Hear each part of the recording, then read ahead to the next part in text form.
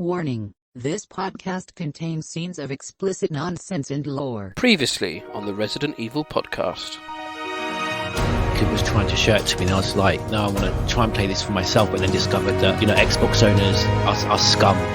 Fuck you, I'm gonna go and make my own Secret to Immortality with blackjack and hookers. Because the game design is still being used, people don't feel that Resident Evil 4 is as old as it is.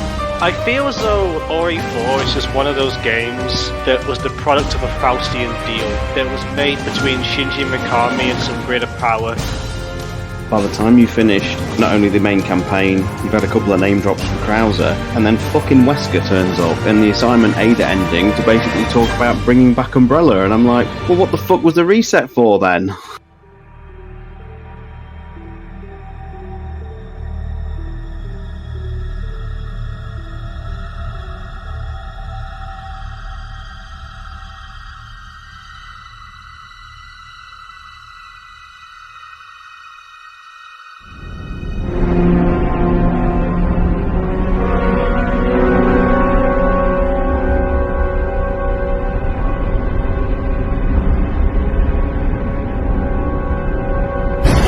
Resident Evil Podcast. Hello and welcome to episode 67 of the Resident Evil Podcast, spreading the biohazard joy like a mad umbrella scientist spreads the T-virus.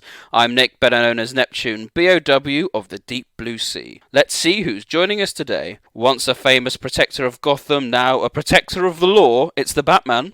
Hello. Despite his frequent protestations, he is now regularly seen in public wearing a hat. It stars Tyrant. Hello. And he may live upside down, but his contributions are the right way round.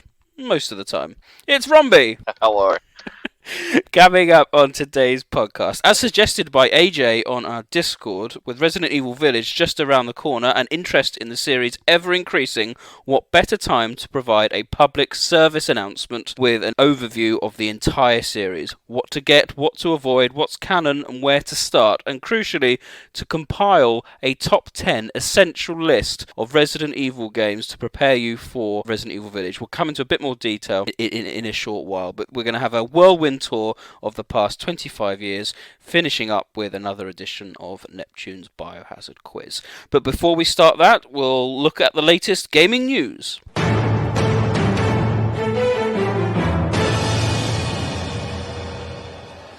Tiny bit of Village news, everyone. This came from director Sato, who told Edge magazine that players playing Village should expect a surprise you could possibly imagine in Ethan in his storyline. So expect some twists and turns in the latest release, which is now, at the time of recording, 2 months away. Now, it's a nice little tidbit, something to get to quench the appetite. Ethan, he's Ark. That would be a twist and a half. No, I don't know what it'll be. When they tend to sort of big these things up, it's going to be a that's it moment when we get to Village, isn't it? The Ethan W from Resident Evil 5, isn't he? For anyone unaware, Ethan W was on the list, is one of the lists of in Resident Evil 5, which happens to be, he died in that, at least he's marked as dead, but that's never stopped Capcom before. Yeah? Doesn't stop the community either. No, it does not. So yes, Sean, you're spot on actually in many ways, but there has been a lot of talk from a lot of the directors and producers. They've all been bigging it up as one of their favourite experiences. I think Fabiano said lots of influences from Resident Evil 4, which I think we've all kind of seen from some of the videos. But a lot have been saying it's also one of the best storylines they've ever done, and that's quite unusual. I don't think I can recall many times they've said this particular game has a great story.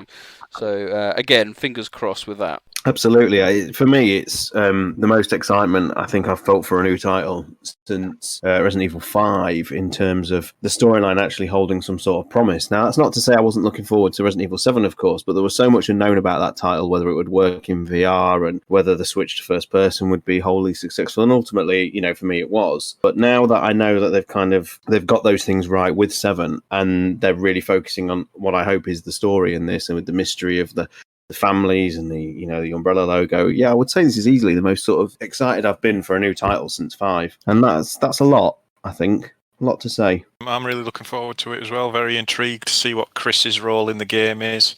and how they're actually going to flesh Ethan out as a character, and Mia as well. I'm expecting it to be pretty self-contained, a bit like Resident Evil 7. However, I am hoping there'll be some juicy files that'll expand on the connections and Blue Umbrella a bit. But I'm a bit cautious when it comes to producer and development statements about the game, particularly the storyline, because I distinctly remember Masachika Kawata saying Resident Evil Revelations was the best storyline they'd ever done in the build-up to that game coming out, and I know most of the community doesn't really like that story, so be a bit pessimistic about that one, personally.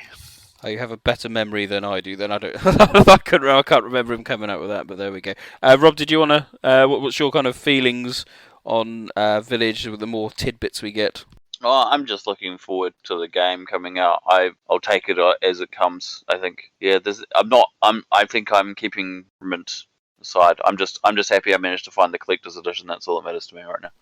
Oh yes, for our Oceanic friends that got released locally, didn't it? Who were the producers, distributors, should I say? I'm assuming it's just all the usual stores down here. So JB, EB, Mighty Ape, all that sort of stuff have got it. But we through Capcom. Capcom has a sub-distro in Australia that's just labelled Capcom Australia, so it'll be through them. So. Fantastic. They didn't make it exclusive to anywhere, so it's just probably limited in numbers as it always is. I'm not sure if it comes. It may only be in a PS4, Xbox One period, no new one for the Series X or PS5. I'm not sure because it seemed to be listed as PS4 with the free PS5 upgrade and playable on the Xbox Series X. Yes, but I could be wrong. It could be the listings available for now because they did have it listed for both. But well, our next podcast will of course be our final preview, so we'll be having a nice discussion about that before the game is released.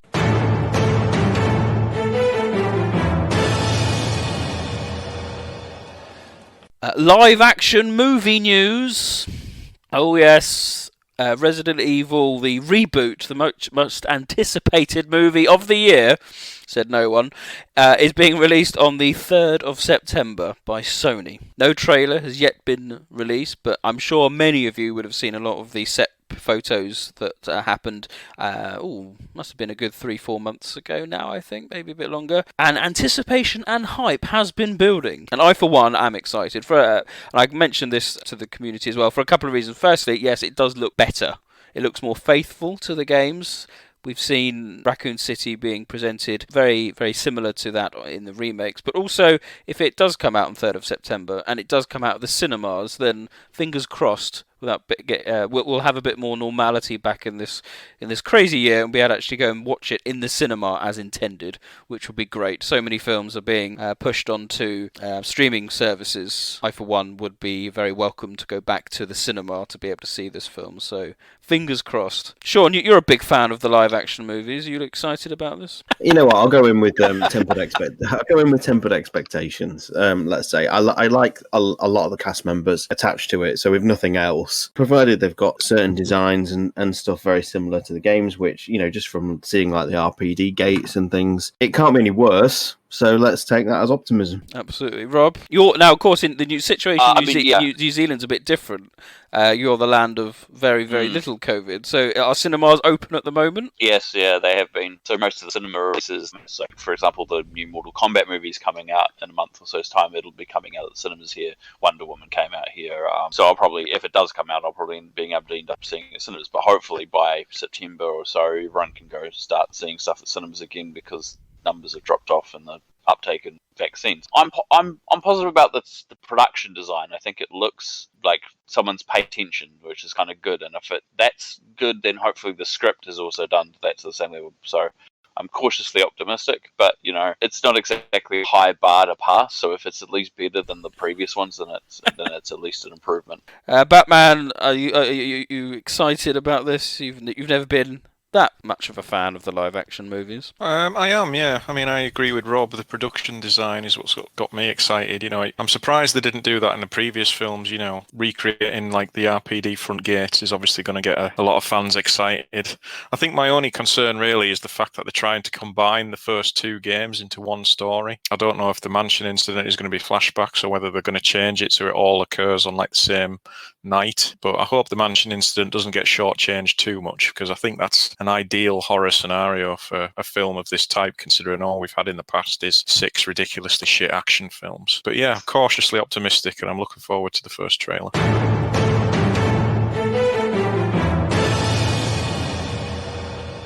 Another bit of news, Infinite Darkness news, ladies and gentlemen. Oh yes, just at the time of recording, new information has been dropped by Netflix pertaining to the new CGI series that's coming out this year.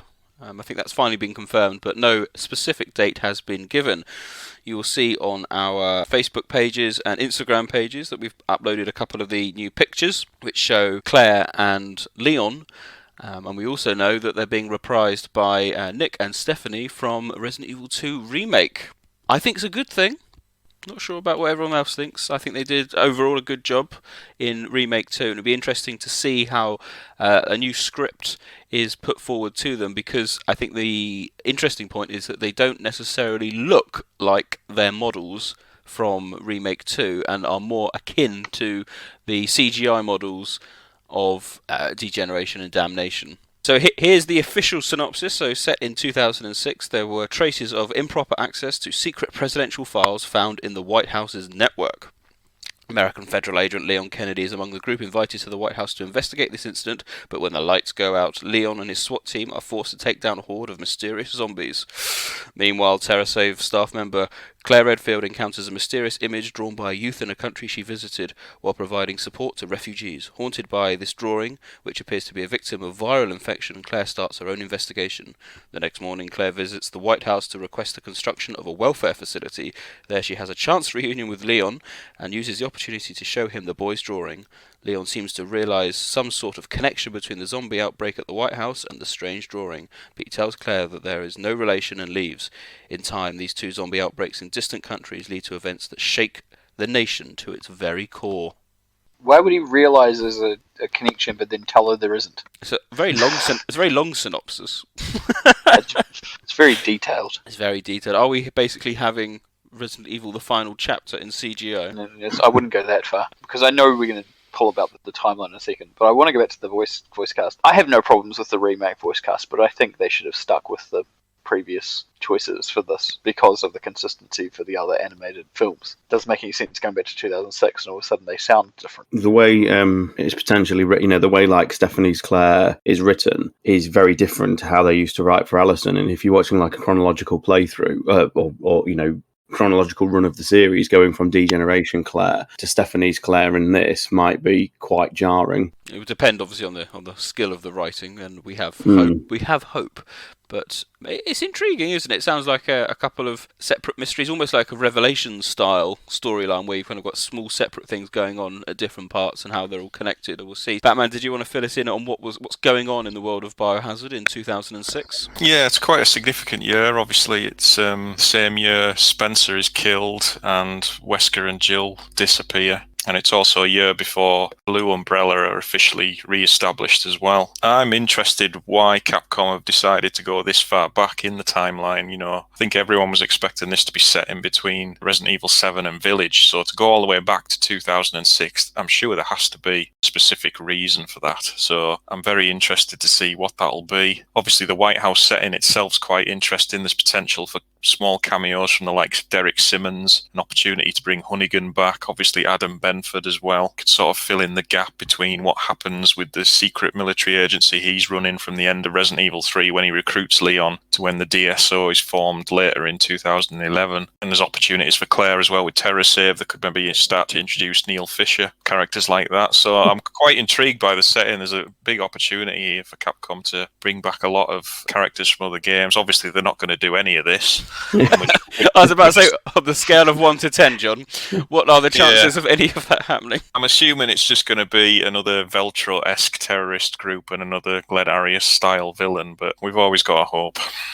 Because it could be, I suppose, the rival company is still around at this point in time, where Wesker has not yet betrayed, because Lost in Nightmares is towards the end of 2006. There's potential for Wesker to be in it. It would be nice if the attack on the White House does have something to do with the rival company, and the presidential files that have been accessed could potentially contain Spencer's location, which Ada would then pass on to Wesker. As I said, there's potential to have lots of nice little connections in here, but I'm assuming it's just going to be yet another standalone incident, and if it's contained to the White House and it's not made public, it won't affect things too much. But obviously, if there's a big sort of public zombie outbreak in Washington DC that's never referenced again, it'll be a bit shit.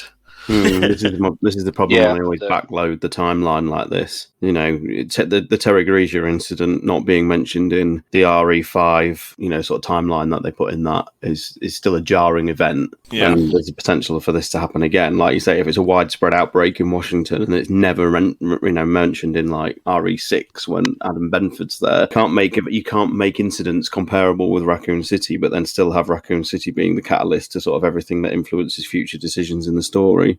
Yeah, exactly. We shall see, but this has been confirmed as a series. I think it had been before, but I think there's further iteration. And because it's Netflix, the lead-in times perhaps aren't as long as others, so expect a new trailer soon. And of course, we'll keep you posted with any further developments as they come.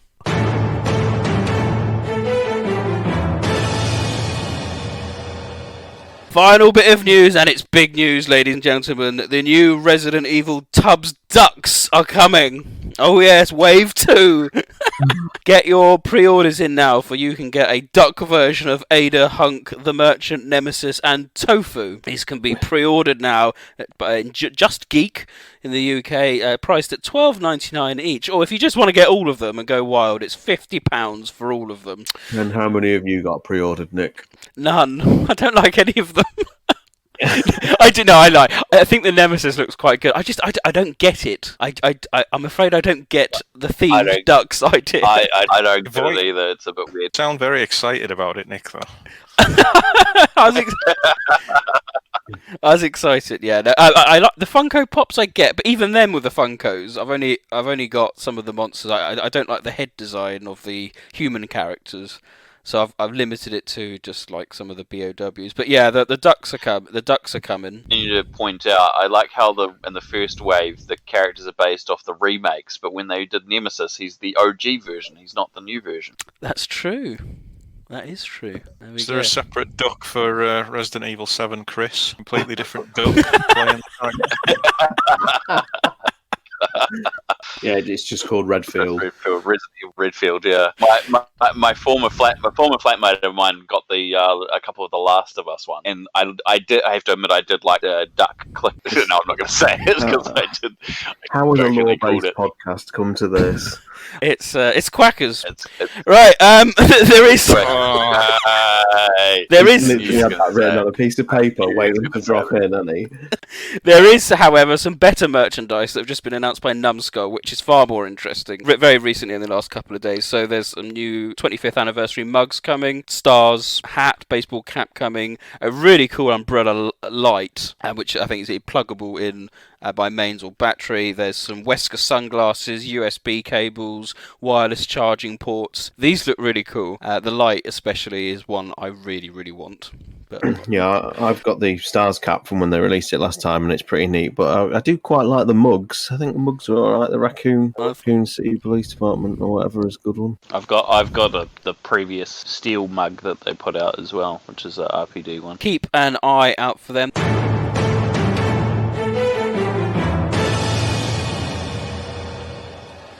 That does conclude all the gaming news. First bit of site news. Firstly, as always, would like to... I was going to say, and merchandising news. Merchandising news. So first bit of site news, we'd like to thank, firstly, our new patrons who have joined us in the past month or so when we've had our last podcast. So a big shout out to Dark and Rao and Jordan Osiris who have joined our Patreon page. If you're interested in joining, please head over to our website and there's a link on the page. But a big thank you, as always, to our new followers.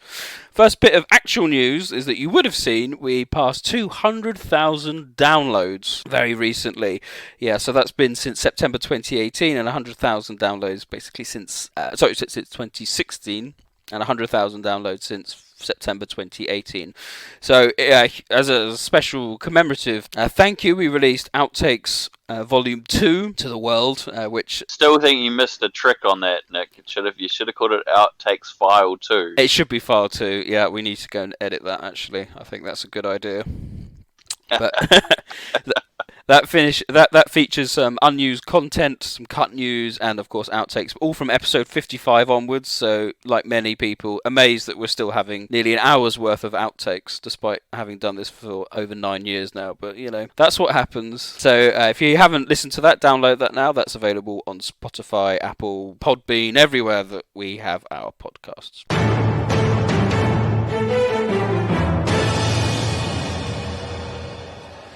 Next bit of site news, the major bit of site news, I'm going to hand over to the Batman, because we've released a new feature on our website, our Resident Evil / Biohazard 4 lore document that we teased a bit in the last podcast, where we had some of our patrons read out some of the chapter sections from the game. This has now been finalised into a new PDF document. Batman, did you want to have a quick tout for that? Yeah, I mean, obviously, when I was writing the timeline, a lot of the research came from the Japanese books that I've acquired quite a number of throughout the last sort of 10, 15 years or so. So I've just decided to sort of, even though I'd made loads of notes, I'd never really fully translated them properly because it just seemed pointless, because it would just delay release of the timeline even further. So I've decided to start translating them properly and just put them all into one PDF for each game. So the first one is going to be Biohazard 4 and consists of all the sort of supplemental material, the sort of stuff you find in the archives books from 4 different Biohazard 4 guidebooks comprised into one document. And once that's released, the next one we're going to do is Resident Evil 7, which will hopefully get out before Village, which will include all the necessary plot stuff that you'll need going into that game. And then later down the line, we'll look at doing some more for some of the older classic games. So it's just something to add to the website, and it's just going to be a downloadable document, and you can get all the sort of story info that's available for Resident Evil 4. Fantastic. That's it in a nutshell.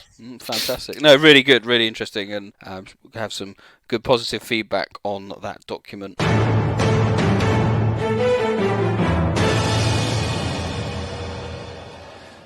Final bit of site news, starting right now, something, again, Batman, you've orchestrated. We're having a bit of a countdown to Resident Evil Village, which is appropriate, considering this is what this podcast is fundamentally about, but having a bit of a community playthrough of the series. So at the time of recording, most people have started on Resident Evil 0 and are making their way through the management training facilities, admiring the magical elevators, fighting proto-tyrants, and God knows what else. But we're going to, hopefully, as a community, kind of go through all the games leading up to Resident Evil 8. So it's a real good opportunity. We've got a specific channel just to talk about what everyone's experiences are. So it's a bit like our Happy Birthday podcasts, but we're kind of bringing everyone in together. So if you want to get involved in that, hop along to our Discord. You'll find an open invite on our website. But that's been good fun. And Stars, you're streaming some of your exploits as you go. So you've done a bit of beginnings, which is, if people are aware, one of the smaller sub-chapters from Umbrella Chronicles. We had a good time with that. Well, there's no ways about saying it. It's absolutely god-awful. It's just dreadful.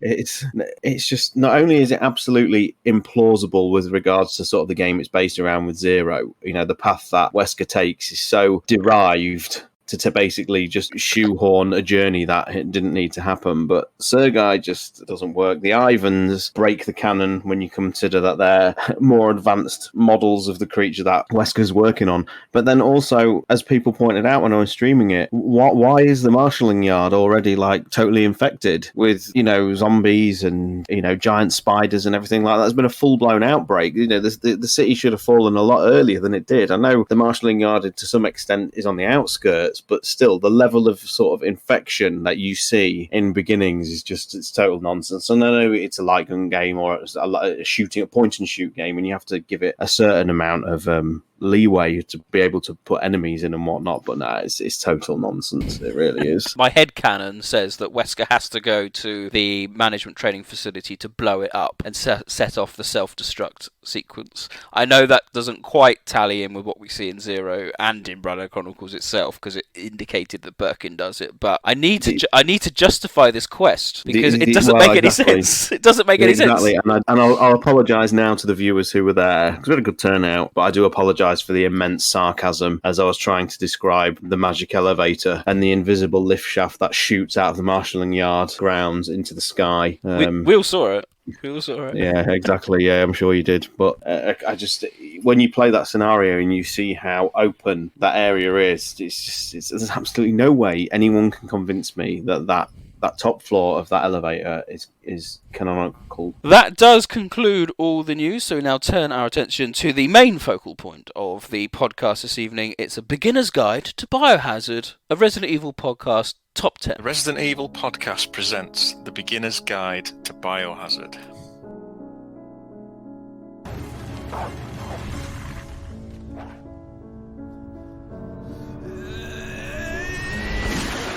Chris, this way.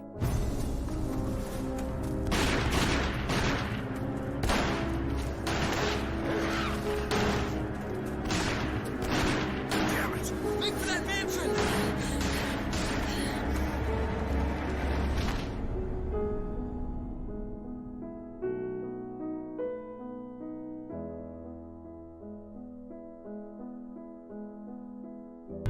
You just have to help me out here. I really wanted to escape with you, Leon. Escape from everything. You want stars? I'll give you stars.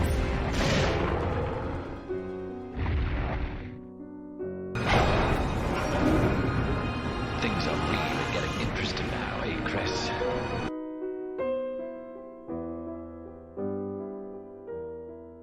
Welcome one and all. The purpose of this podcast is to mainly help newcomers to the series. So with Resident Evil 8 coming out, it's the first Resident Evil title I can recall actually within a console's launch window. So this will be the next gen horror title of choice for many players new to a PlayStation 5 console, and certainly one of the big AAA titles on either PlayStation or Xbox. And so I think many people will review it as being a must-have title just because of the still freshness of that particular series. It will, however, be a player's first step into the world of Biohazard. And without knowing anything about Resident Evil Village, what we want to try and do is compile a list of titles, an essential top 10, if you like, of games in the series, which has now spanned 25 years, for new players, but also for older players just to bring themselves up to speed. Which titles would you consider to be essential in the build-up to Village? So that's what we're going to try and go through today. Now, you may be thinking, well, that's easy. We'll just pick the numbered games, or just play the most recent on PlayStation 4. Is that always the case? What we're talking about today is going to be a really specific guide as to which are the most essential titles for the purposes of Village's storyline, or what we think Village's storyline is going to be. We don't know anyone, so if anyone is thinking, oh god, they must have read the leaks, we haven't. This is pure guesswork, and in fact, come June, people may listen back to this podcast and go, oh my god, why weren't you thinking about covering the Resident Evil live action movies? They are the most important, let's hope not. But, we don't know. This is pure guesswork based on the trailers we've seen, the characters involved. So we're trying to compile which, if you were explaining to a new fan who's going to pick up Village, they've said, I'm definitely going to pick it up, which games should they pick up now to be up to speed with the general Biohazard storyline that's going to be relevant to Resident Evil Village? So we're going to need to make this imaginary top 10 list. So I have a notepad document open. Oh yes, it's before the quiz and we've got notepad open. It's that serious. And we're going to put our essential top 10. So everyone can comment about their views on each game and try and put an argument across as to which of the titles they believe to be essential. Is that clear, everyone?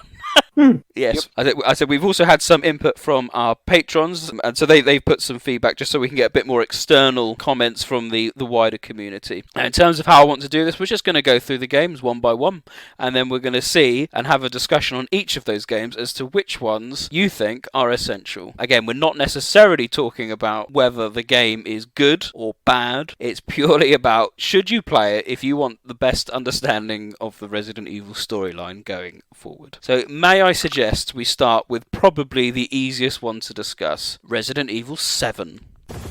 I'm Redfield. I'm glad we found you. The fuck took you guys so long? It's one of those rare cases where, because you have to bear in mind, anyone who's like new to the series may not be aware, but the chronology of the games doesn't follow as you would expect it. So a character you might have been playing is in one game won't necessarily be in the next numbered title. The series has been very good, I think, personally. I know some people disagree with this, in rotating characters in and out as and when, with regards to whatever stories they want to tell.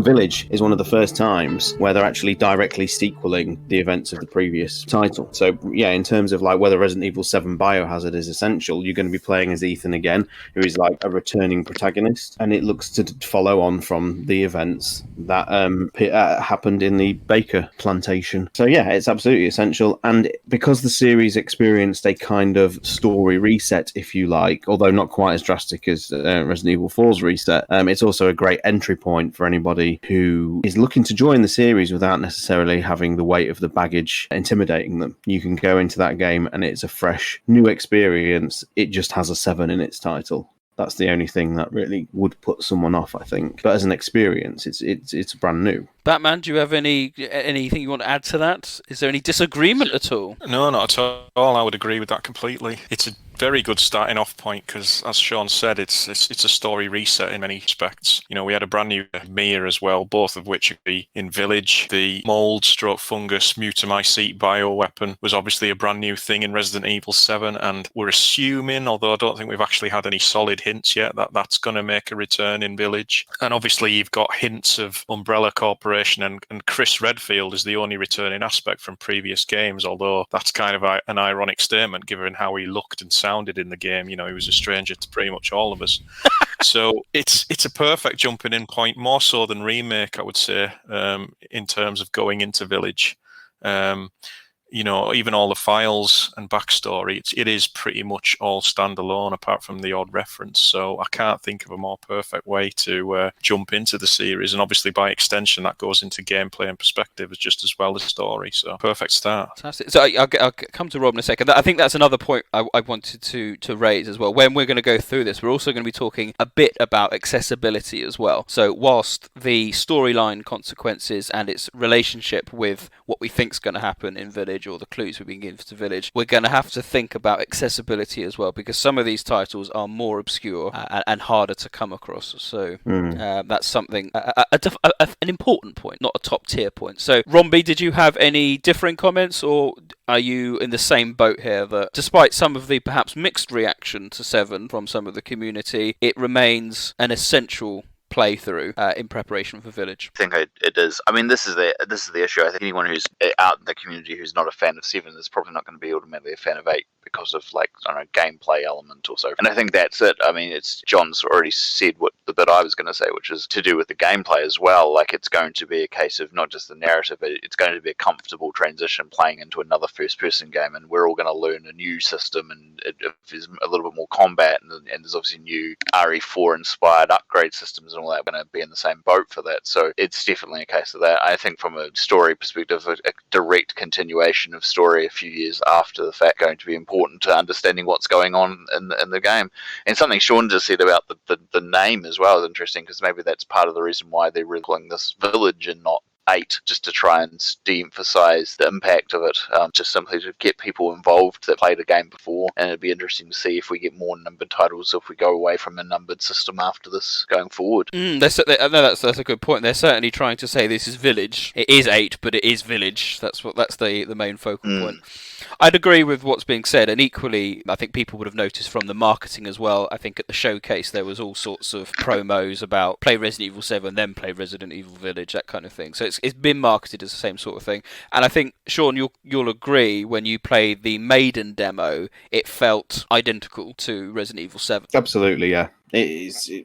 I can't really add any more to that, Nick, to be honest. It just because obviously it's RE engine as well. They all carry, I said this in the last podcast, they carry a specific look to them. So, it even looks the same. I mean, obviously it's nice and shiny and 4K and everything like that, but it is even like a visual extension of what you're used to. The fact that they're, releasing a double pack of Biohazard and Village tells you all you need to know in answer to your question, really. You know, it's clearly in mind that they want you to experience chapter 1 of Ethan's journey first before jumping into his storyline in Village. And indeed, obviously, the trailer's shown Chris, executing Mia. I think you need that journey of like trying to save her to make that have even, have more weight to it. If she was just a random character that just turned up and Chris shot, it's not going to carry any weight to you as a player. Now, two of our patrons have suggested that, in fact, it's possibly the only game they will consider essential for Village. Whilst I think we're all agreed, and Resident Evil 7 absolutely makes the rep essential list, how would you feel about it being the only game that's essential? It could work, yeah. We're all thinking it's going to explore certain parts of potentially Umbrella's history or things like that. But even from the point of view as Chris, if he is really depicted in this game as, the primary antagonist, then you could simply play this and then go back and see where his journey led up to. If you're a newcomer and you've come into this series from Resident Evil 7 Biohazard and you go onto Village and, you'll have heard the name Chris Redfield because he's part of the brand, the same way like Jill is and things like that. So, it could be something that a new player would then go and seek afterwards. And that obviously is a different part of this discussion as well. But yeah, absolutely. It could just be the only game that you play. And I imagine it will be for a few people. Let's hope not, because we do need to make this podcast last a bit longer than just the one game. That's it. Just the one game. That's the one game. This top 10 is really only just a top 1. Top 1. It's one of those things that's kind of, I guess this goes back to what you said. We're only doing what we know. We don't know any of the spoilers or anything like that, which is good as far as I'm concerned. But like, if it turns out that, there's a lot about, say, Umbrella's founding and it ties into, say, Spencer, for example, then obviously you want to expand that list, but we don't know that at this stage. We're just assuming, and then it's a case of whether or not how much of the older stuff is relevant. I mean, I was speaking from a 7 perspective, when we all reach the last bit of the game and we get an HCF ref, and for our long-term fans, it'll all be like, whoa, where'd that come from? But for people who don't know that just becomes another name that they don't know. So, but it doesn't have any major impact on the game itself. So it'll be interesting to see what sort of threads are picked up in that sort of style in the new game, if there's anything like that as well. So there we go. Resident Evil 7 making the list. And I'll be honest, ladies and gentlemen, I anticipated 7 making the list, so that's why we did it first. Get that one out of the way. The way I want to move on now, we now go back to the very beginning. Resident Evil and Resident Evil Director's Cut.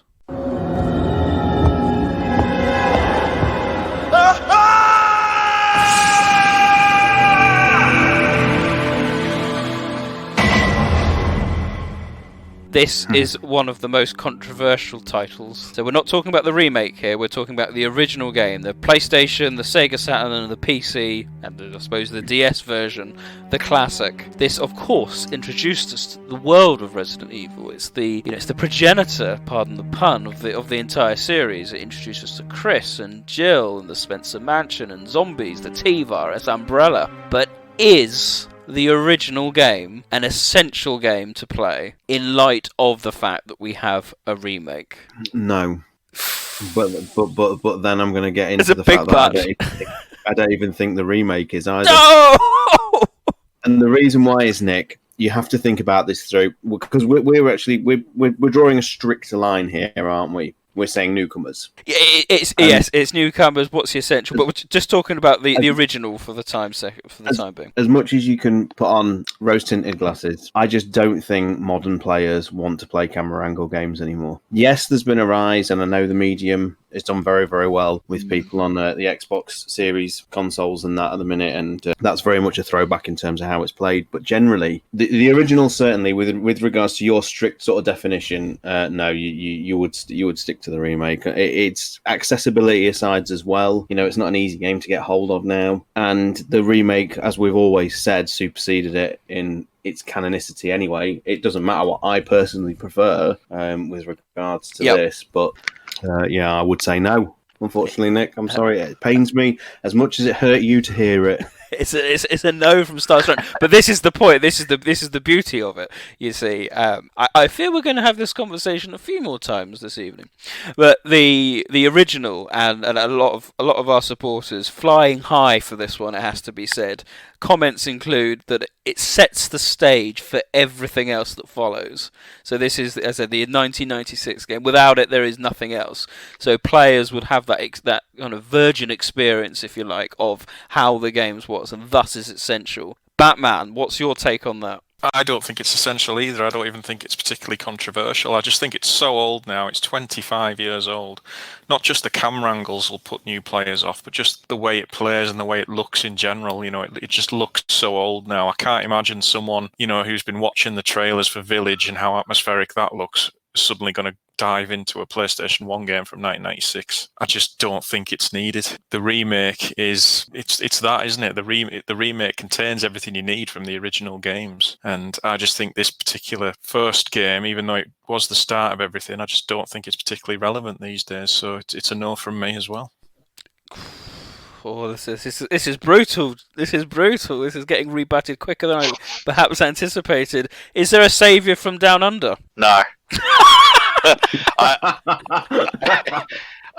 I have to agree. Like, I'm a big proponent of the original game. I was obsessed with it. I loved it.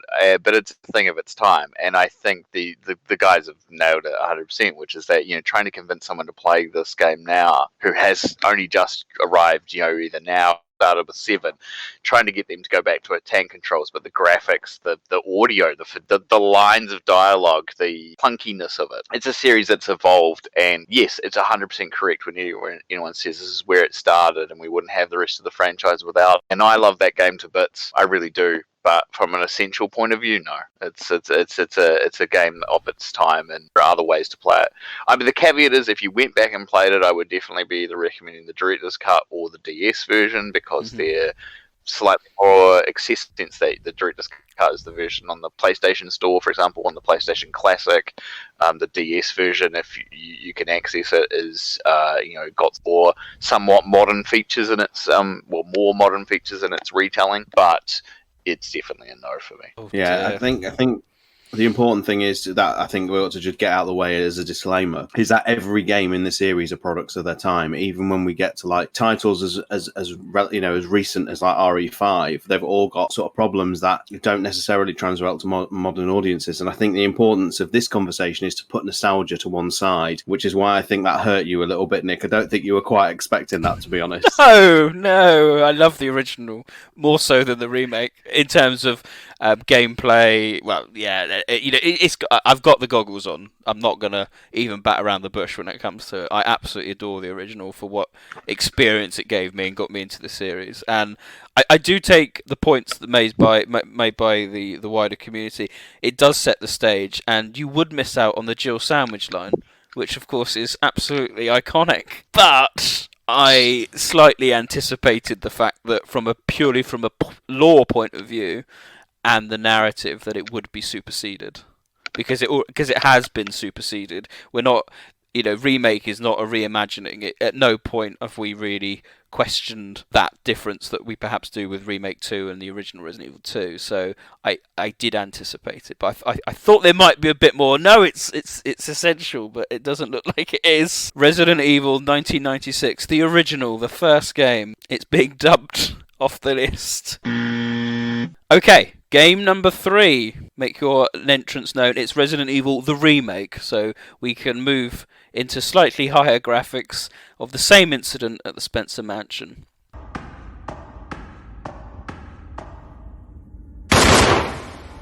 You're a bit of a mess up. Chris, take a piece of the action. Now, there's been unanimous praise from this one. In fact, I think everyone that's commented when we posed the question has agreed that this game is an essential game for all new players to play.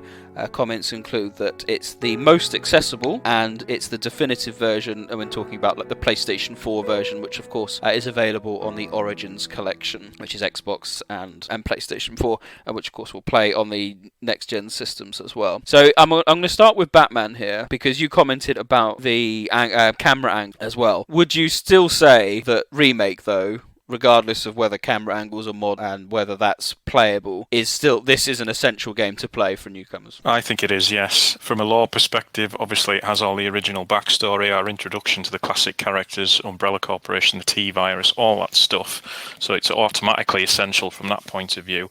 And it does give a sort of semi-modern flavour of how the series started with the fixed camera perspective and the tank controls. And the remake, yeah, it's starting to look a bit rough around the edges, the HD version, but it's still, it still looks good. And I still think it's relevant enough for modern audiences. I can quite easily see modern players starting with Resident Evil 7 and then maybe going straight back to remake just to see how the series originated and just to have such a contrasting style in gameplay as well. But in terms of your village experience, it'll obviously give you much more information on Chris and the sort of early days of the Umbrella Corporation as well, if Umbrella itself is actually going to be featured in Resident Evil Village in some way as well. So for me, there's no debate on this one. Resident Evil Remake is an essential game you must play if you want to get the most out of your Village experience. Rombie? I'm going to say yes as well. A lot of the same reasons that John's just outlined. I mean, essentially, the gameplay element, if we took it from that perspective, controls are probably going to still put some people off, and I definitely have seen that. From a fidelity concept over the original version,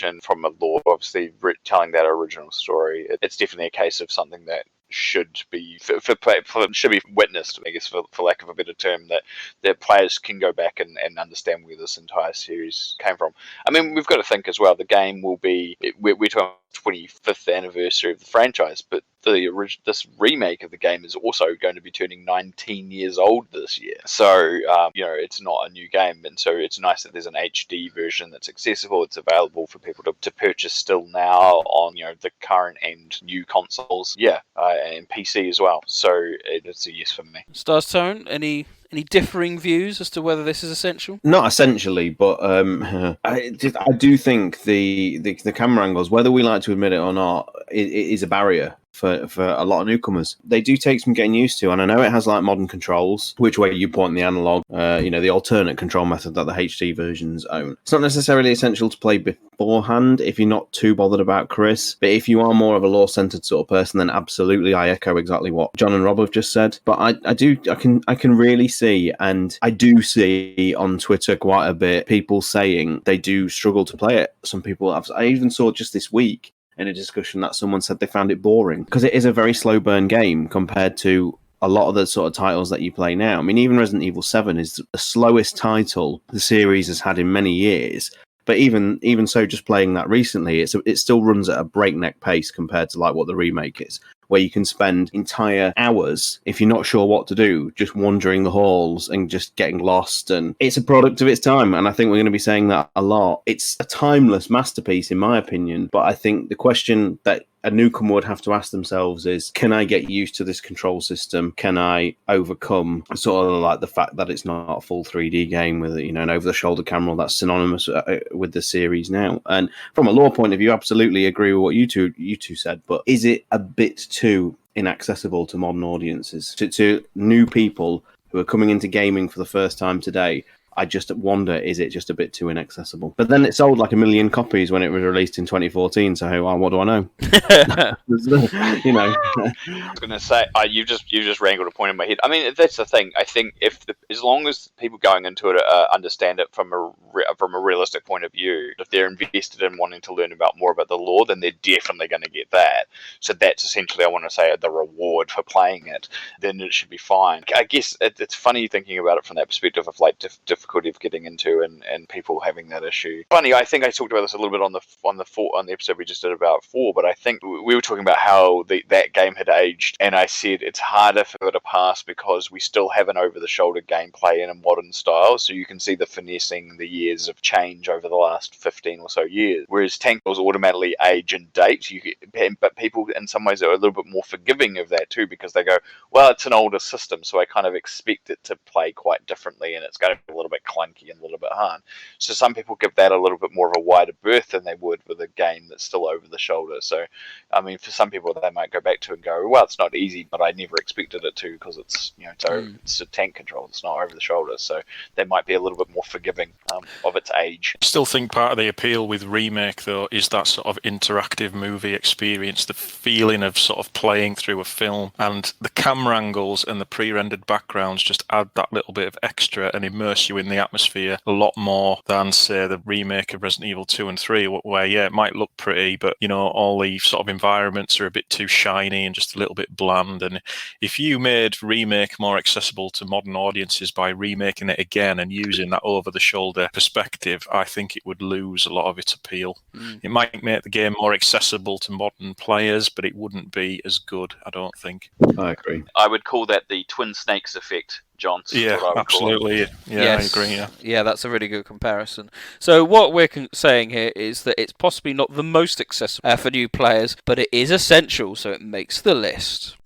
Right, the next game on our list, and we're not actually doing it in kind of release order, just for pacing purposes of the podcast. So the next entry is the first spin-off that came out, Resident Evil Survivor. That's right. At the request of my friend, Leon S. Kennedy, I came here to investigate. Oh, yes.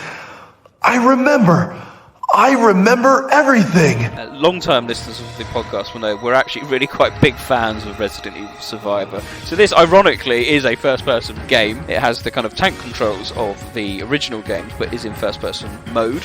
So it actually resembles Resident Evil 7 and Village, perhaps more so than even the original, the more direct prequels to 7 itself. Storyline, as people know, features the legendary Ark Thompson infiltrating Sheena Island and shutting down their tyrant growth plant and taking out Vincent Goldman and his mother in the process. It's a spin-off. It's quirky. It's got its followers, Stars Tyrant. Would you let it make the list? No, and given that... oh, no. Given that, Resident Evil 3 Remake's pretty much taken the essentials and put it in its own game, I don't even think it's relevant in Capcom's eyes anymore either, unfortunately. The thing is, let's look at it from a different point of view as well. Like, it looks terrible. The production values are not good. You can't get it anywhere. It's not available in any store, so you'd be looking back through pre-owned copies, even if your PlayStation 1 still works. I don't see how you can class this one as essential, Nick. I'm sorry. Put it to one side. But it's so good. It's so good. Rombie, what about you, my friend? No, yeah, it's very self-contained. I mean, barring Ark's revelation of knowing Leon S. Kennedy, it's relatively self-contained. And as much as I love the storytelling within the files and the way that the island's set up, it has very little bearing on any really in the scheme of things. And other than a reference in in the opening of Zero, there's nothing that really fully ties it otherwise to any other game. Yeah, and as Sean correctly said as well, being able to play it, not the easiest. So yeah, it's a no for me. Accessibility is certainly an issue, and arguably one of the games that's aged the worst. Batman. Can you save it from it not making the list? There's nothing in Survivor that's essential for Resident Evil Village, is it? Its main addition lore-wise is the backstory to how the tyrants were created, and none of that sort of stuff's going to feature in Resident Evil Village. So as much as we love Survivor, there's absolutely nothing about it that's relevant to Village or the future lore of the series. So I can't recommend it at all for this essential list. I think I'd forgotten about the point about the tyrant. That main point is in Resident Evil 3 Remake. In Nest 2, you see the row of tyrants, which is pretty much shot for shot in Resident Evil Survivor. That's its main USP, if you like, storyline-wise. So the same point in the stuff in Remake 2 with the orphanage is not too dissimilar from that's the other part that's taken in the remakes. It's the ideas are still there, and they're done in a different fashion from Survivor, but in their own way as John's audio drama, kind of just as creepy in their own fashion. So. Dear, I'm sorry, Ark. I'm sorry, Vincent. I'm sorry, Andy. We are casting thee into. Sorry, Vincent's mother. You're going into the proverbial room 101. Now we've said that Vincent's mother's going to be Lady Dimitrescu, isn't it? Ethan Winters, and Ethan Winters is definitely Ark, as we're talking about before. That's her on the phone to Vincent. Oh my God. Confirmed. I think we can move on. Vincent, it's your mother here. Someone needs to do a video of that. No, they do. Let's get them onto it. So Resident Evil Survivor, sadly, I think most of our disappointment, does not make the Rep Essential list. Game number 5, and this one's a big one. Resident Evil Code Veronica. Long time no see, Chris. Wesker? Still alive? The first game that came out post-PlayStation era, the first game on the Dreamcast and then PlayStation 2, became Code Veronica X, just to give it that extra bit of saz and razzmatazz with the extra bonus scenes with Wesker and a sporting new haircut from Steve. This game features Chris Redfield, star of Resident Evil Village.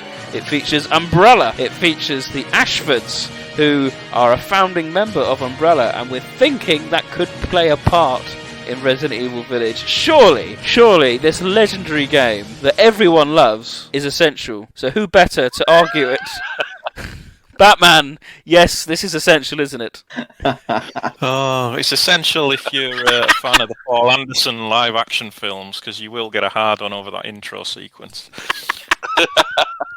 No, from a law point of view, yeah, you're going to have to say it's essential, aren't you? It really opened up the world after Raccoon City, and obviously the return of Chris, and most notably as well the unexpected return of Albert Wesker and the plot threads with the rival company and things like that. Yeah, you do need to play this game if you want a decent understanding of the Resident Evil backstory, and like you said, certain elements with like founding families of Umbrella, the HCF, things like that. It might tie into Village in some way. So yeah, as much as it pains me to say it, I've got to recommend this one for the list. Stars Tyrant, you must be over the moon because you are a big fan. But just to pick up quickly on what Batman said, the HCF reference, if you've played Resident Evil 7, you'll then get the reference in... Well, would you get the HCF reference if you played only Code Veronica? I'm not sure. Well, that's the only other game it features in, Nick. Oh, is it? Is it? We shall see. We shall see. But anyway, yes, Stars Tyrant. Yeah.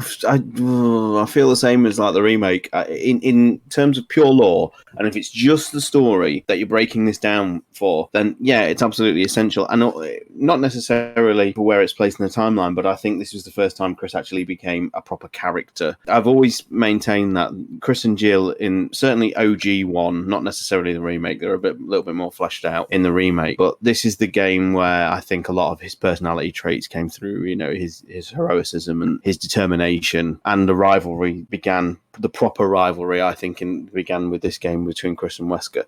And so, from a lore point of view, absolutely essential, but it's also one of the most dated titles in the series. At the time, it felt dated because it didn't even carry over the refinements to the controls that like Resident Evil 3 brought along. And so, in some ways, it's also the worst for backtracking in the series, and I think a lot of modern gamers who like the sort of immediacy and whatnot, I think the backtracking will put a lot of people off. So from a gameplay point of view, I'd say it's probably one of the least most recommended, because you've really got to be in the Resident Evil machine to extract the most out of it as a gaming experience, not as a storytelling experience, because the story, as we've said, is essential. But from a gameplay experience, I think this is actually one of the harder entries for a modern player to pick up and play. It's also, and I don't know whether you guys agree, but when I look at socials and even on our Discord, I see a lot of people saying they find Code Veronica one of the hardest games in the series, and I've personally never found that. It's certainly interesting to see, more newcomers saying they just found it, an impassable wall at times. I guess we were just trained well with sort of, ammo management and, resource gathering and whatnot, that it wasn't so much a thing for us back then. But it's just an interesting observation. I'd also agree entirely with that, Sean, because I think what it did was make what we knew from Resident Evil 2 and 3 and 1 and just made it bigger. So where I think people do get a bit hung up over is you have to treat basically the entire island like a hub, as opposed to the individual buildings, where there's that tendency, isn't there, to go, right, We've got the mansion is one hub, and then the guardhouse is another hub, or you've got the RPD as one hub, and then the sewers as the other, that kind of thing. Code Veronica treats the entire place as one big hub with smaller little inlets, the palace, the airport, the training centre, whatever you want to call it. They're all smaller parts of a much bigger picture, so that's where the backtracking happens. And that's how I think problematic it can be. But if you're well trained with the OGs and the original trilogy, yes, it's easier. But it is difficult because I think once you're past the Bandersnatches, I think that's when it becomes a bit easier. I've always found it difficult in terms of management of the Bandersnatches because they need a lot of attention, and you don't have the best weapons to deal with them that early on. Rob, I wanted to bring you in as well, and also ask you about accessibility for this title as well, because there can be a bit of confusion about which version to pick up. You don't want to play the original version on the Dreamcast anymore, because if you're going for a lore perspective, you definitely want the extra stuff that was added in the X version. Yes, good point. It is accessible to a modern audience. You can play it on PS4 and PS5, I guess, and the PS2 version. You can play an Xbox 360 version, where you can play the Xbox 360 version on pretty much any Xbox console going forward, including the Series X, which is good. That's probably the consistent one. From an accessibility point, it's you can get access to it. It's not a big problem. Difficulty thing, I'm 100% down with Sean. Like, it's from a narrative perspective, yeah, it's much more necessary. So for me, it's a yes on the essential list.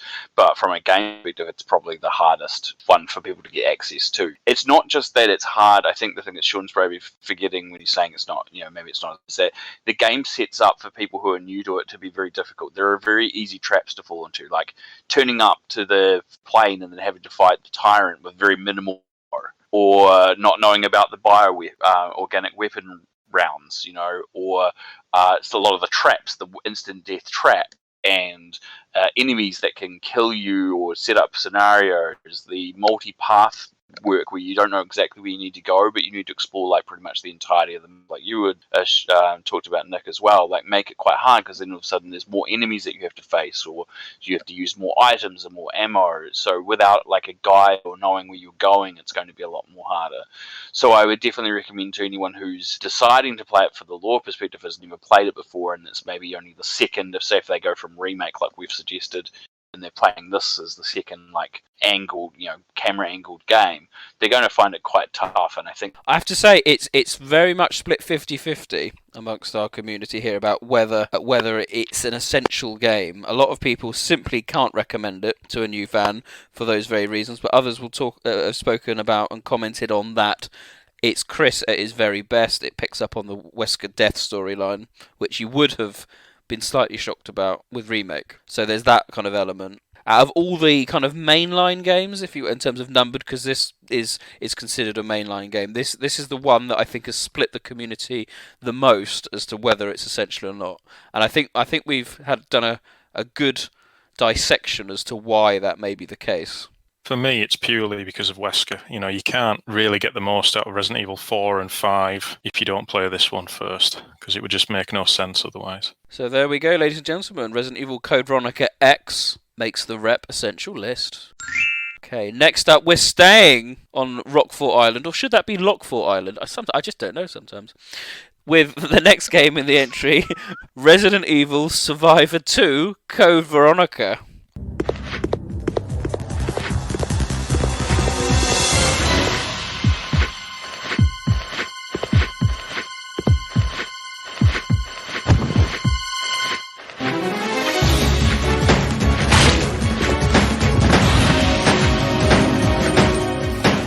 So Survivor 1 didn't make the list, but does Survivor 2 make the list as being an essential game to play if you want to understand the storyline? Now, I'm going to go straight into Star's Tyrant with this one, because this is the only place where HCF is directly referenced. Is that enough? Is that enough? Question. It's a no, and let's move on. Does it give any story enough of the storyline of Code Veronica in a Nick, I'm going to stop you and tell you now, there is no way you can spin this that is going to get a yes out of either three of us. Okay? I'd like to think, but I may stand corrected. Rob's going to come out and drop a blinder, isn't he? Come on, Rob. It's got HCF. You don't know it. It's meaningless in Code Veronica. No one's going to look that carefully at Wesker's uniform in Code Veronica. It's got a nemesis in it. It's got the nemesis. It's got to be essential, isn't it? Anyone? Nick, let's just move on. Oh, I feel it should be, but I think I've been outvoted here. So sadly, hang on. Why do you think it should be? It's a dream, for crying out loud. And even that's debatable. The files. But it's a canonical dream, Rob. Oh no! Yeah, because she's a psychic. It's not just a dream. She manages to predict stuff on the way to Antarctica, right? This is when it takes place. No, Rob, no. Veto, isn't it? It's in the veto. Is it afterwards? It's afterwards, yeah. Afterwards. Oh, for some reason I keep thinking it was during. Okay, never mind. Makes up this creature that existed in another area or maybe she got a description from Chris via Jill. I don't know. Doesn't make any freaking. No. It's a no. It's a no. It's a no. It's a no. No, I would have to sadly agree. It is a no for Survivor 2. So that does not make the list. Perhaps surprisingly, I don't know. We are now moving on to the next entry here, and we're sticking with the Survivor series with Resident Evil Dead Aim. Sorry, but my dance card is full.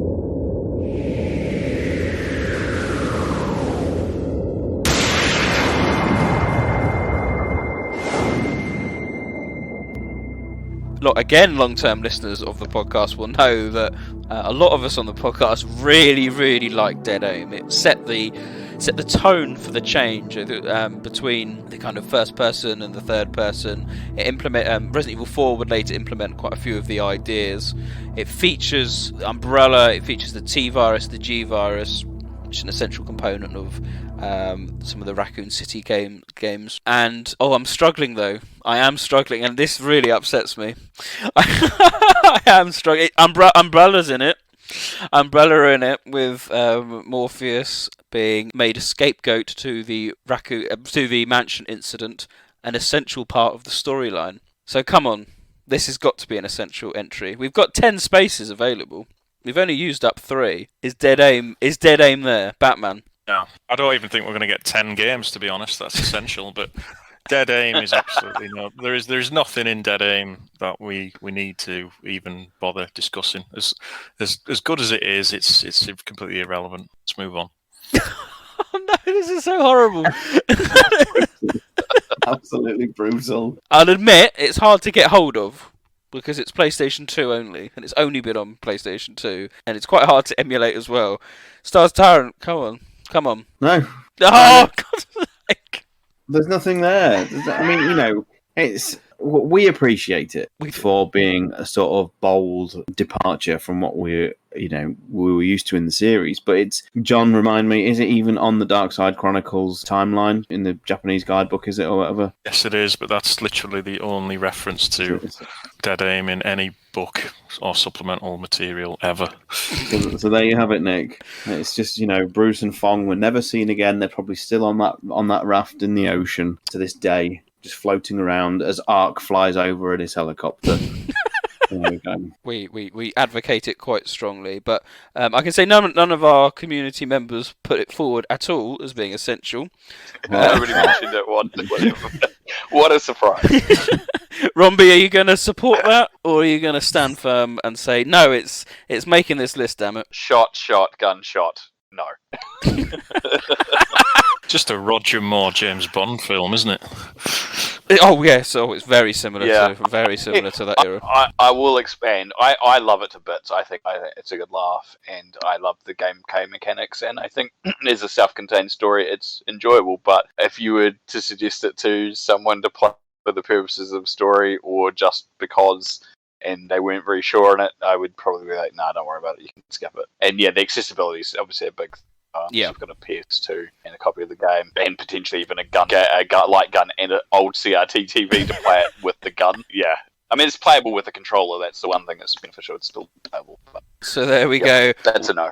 One of the Resident Evil podcast favourites is not essential. Right, let's get back to more classical affairs with a game we've been covering quite recently on our Discord, the Resident Evil 0. So this is the prequel to an essential game, as we've already discussed. This features stars Bravo team member Rebecca Chambers and Billy Cohen, an escaped convict.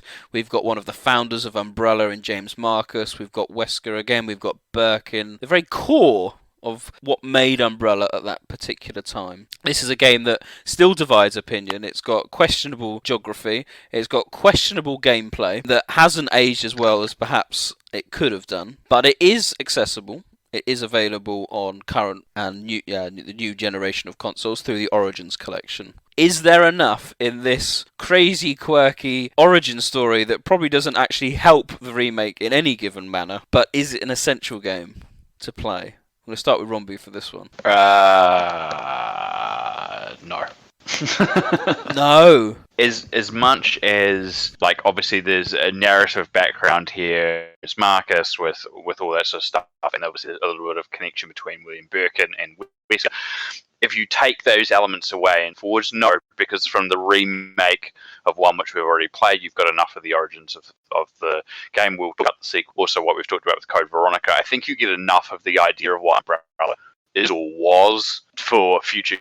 That stuff that's extra in there is good. Is it necessary? No. And then you add the gameplay elements on top of not the best. It's not the best fixed camera angle game, and it's a bit clunky. And I enjoy it personally, but it's not something I could recommend. So it's a no for me. It's a no from Rob. I think this is going to divide opinion though. Starstone? I would say no, in all honesty, Nick. I think you get enough of Umbrella's background with Code Veronica's files. We've always said like Zero and Code Veronica are very, very weird in that they each have 1/3 of the sort of founders of Umbrella, but between Zero and Code Veronica they don't reference each other. So Marcus isn't mentioned in a single entry in Code Veronica, and vice versa. The Ashfords aren't mentioned at all in Zero. So, because we've already said Code Veronica is an essential one, I would say you get everything you need in a Cliff Notes sort of capacity, and then we're going to get onto a future entry, which I would say is essential, which gives you enough of Zero's files, albeit in a more roundabout way, but we'll get there. I see. Yes. I would say, I think the gameplay's too. It just doesn't work. And I think we found that people playing it recently. The omission of item boxes and the overhauled way items worked. It was dated at the time. Yes, it looks fantastic. The HD version looks. I'd go on record and say it's one of the best looking games of all time. I think, but I don't think that is enough to warrant it going on an essentials list that you need to play specifically before Village. If you really like what you've played in Village, by all means go back and have a go, but certainly not. You don't need to do it beforehand, I would say. No. So if you do go back and you end up playing remake and you really ended up actually enjoying it, then obviously I would say Zero is essential because you'll get more story out of it, and if you like the gameplay, then you're probably not going to dislike Zero too much. There's going to be differences like the item boxes, but it's a hard title. Some interesting points there. So we've got perhaps a bit of differences, differences between the characters between Zero and remake, which we've said essential, and also Sean raising the point about the fact that a lot of the key points of Zero are raised in future files in another game, which is true. Now, Batman, what's your take on that in terms of the lore storyline? Is there anything else that you can take from the overall storyline that you think would make it essential? Bear in mind as well, I think something we have forgotten, you would pick up the Origins collection, so you're going to have it as part of your remake. So it's kind of there. Has it been deemed essential by default? Which is, I think many people in the community would probably find it quite fitting that it's just there. That's only in a physical capacity, isn't it? Is it? I didn't know that. Separated on stores, yeah. Most of the Resident Evil games in the series have been set together, like the remake of 2 and 3 together as the Raccoon City edition, and even digitally. So there are bundles with Zero and remake, but yeah, you can buy them separately as well. So that's something to think about. So Batman, what's your view? No, I don't think it's essential at all. I think Sean's correct in what he says. Most of the story that's told in Zero can be gleaned from Remake and Resident Evil 5. Not just the gameplay of Resident Evil 5, but simply from the loading screens. That timeline that flashes up, that tells you everything you need to know about the backstory, the progenitor virus discovery and the T virus, etc. I don't think you're missing out on anything at all if you decide to skip Zero from your playthrough. It's so disappointing. I'm starting to grow very fond of Resident Evil 0. I think it's received a lot of backlash, but I think the points that we've raised... I mean, I love it as well. I love it. I think it's very atmospheric and it does get a rough ride, but in terms of, is it essential to the storyline, there's nothing in there. There's nothing in there that stands out in Zero that isn't referenced in more depth in a better game. Well, there we go. It's unanimous. Or is add value to the overall. If you don't know it, is my other thought. As I was saying, like if you glean it from another future game, then that's fine. But if you didn't know it, does the impact of what happened with James Marcus really have a massive difference on the overall story? Sadly not. It probably should, but it doesn't, because at the end of the day, the people that do that action take over his research. We've covered that part of the story enough, and that's all you really need to know anyways. I'm afraid no one either advocated as well. No one said Zero was essential, so perhaps that view is widely felt amongst the community. So Resident Evil 0 does not make the rep list. Right, let's get back to some classics. So we're going back to the PlayStation 1 era. So here we are, the sequel, Resident Evil 2 from 1998. You're a cop, right? Yeah, first day on the job. Great, huh? Name's Leon Kennedy. Nice to meet you. Mine's Claire Redfield. I came to find my brother Chris. So, without doubt, one of the best and finest entries into the Resident Evil series. It introduced Leon and Claire, two, stalwarts of the Resident Evil community. We have William Birkin, we have Umbrella, arguably in its prime. We have people like Hunk, and then the introduction of Ada. It's just a bona fide classic that has stood the test of time. But it has been remade. It has been remade, and I think this is probably one of the most controversial titles as to whether Resident Evil 2, the original, is now essential. So the question you're kind of asking yourself is the storyline that is unique to Resident Evil 2 original, is that enough to make it an essential title? Batman, we'll start with you for this one first. I don't think it is, no. I think you said it stood the test of time, Nick. I don't think it has.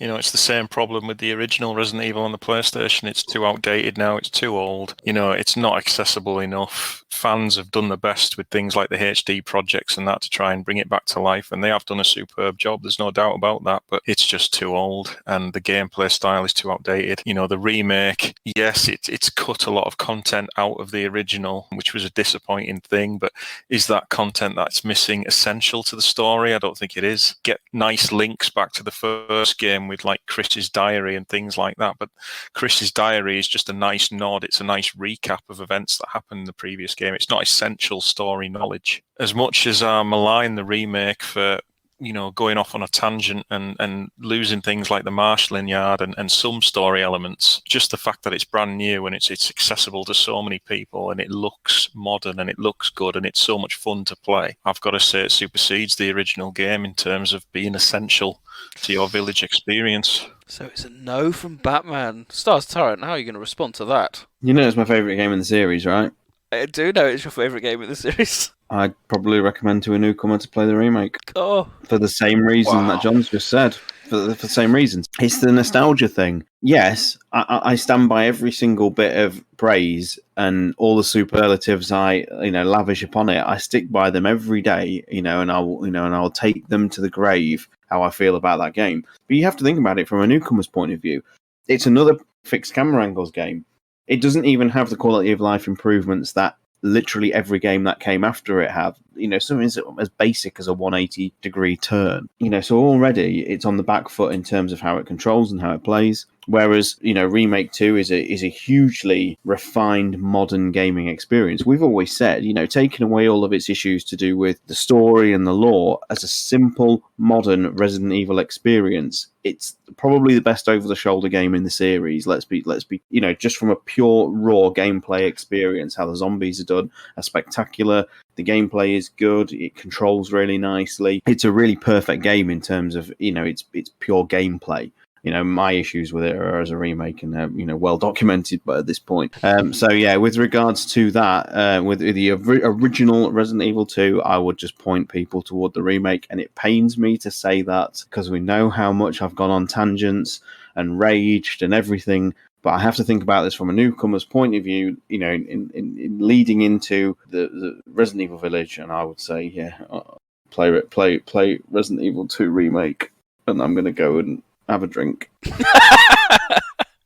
Have a cold drink. Now, see, interestingly, before we come to Rob here, a lot of our comments that we've received have all been very pragmatic, I think. So most have recommended the original Resident Evil 2, but they've conceded that the younger generation would prefer the remake. So, and that's for the reasons, obviously, that you've kind of put forward. But then a lot of them have not even recommended the remakes at all, and have just said that the original Resident Evil 2, and by extension, we'll get to it in a minute, Resident Evil 3 is needed and not the remake. So that's another question then you can ask yourself. Can you just play that one and therefore it's essential? It is, because the important thing with an exercise like this is to not gatekeep. And as much as we would all say the original Resident Evil 2 is so much better than the remakes, what are you fucking doing playing that? The truth is, the modern generation, the newcomers of the series, the people that are going to be interested for the first time in Resident Evil Village and maybe think, I've really liked what I've played here, I'm going to go back and see what the rest of the series is about. Resident Evil 2, remake, whatever you want to call it, whether we like to admit it or not, is more accessible, and it's more easy to play, easier to pick up. And it tells the story it needed to, albeit in that Cliff's Notes manner. But that's just the hard reality of when you remake something. It is. And it's important that we don't condemn people who have come into the series through the remake 2 or the remake 3. Absolutely. And a lot of the comments here have been about what type of player is kind of asking the question about what how they want to play it, and that goes back again, I think, to the original Resident Evil 1 and remake. How much can you get to grips with the camera angle? So perhaps if you did like the camera angle modes of Code Veronica and the original, then perhaps go back to the original Resident Evil 2. Rombie, though, is Resident Evil 2 original toast for the rep essential list? Only you can save us now. No, I can't save it. I think in my case, it's kind of like what Sean's saying as well. As much as I loved the game, it was such a quintessential thing for me when I was younger, and I would love to say, yes, it's an essential title, but I can't. I think part of it is that in order to get the best out of the story, we're talking about telling someone who's playing new games to go back and play a game from 1988, and not only that, they're going to have to go through multiple scenarios, because in order to get everything out of it, they're going to play through all 4 of them, and there's a lot to that. I think the caveat that we would say is, obviously, the people who can play the more games, obviously, the better they are, and obviously if they can stomach the tank controls, or they find they actually enjoy them, then of course we're going to say, yes, go play the original over the remake. But the simple fact is, from a narrative point of view, the remake tells the Cliff Notes version, but it still tells all the important things, and I think that's the bit that comes from it from a story perspective, plus the accessibility and modern access to it obviously makes sense as well. Are we thinking then it's the accessibility element that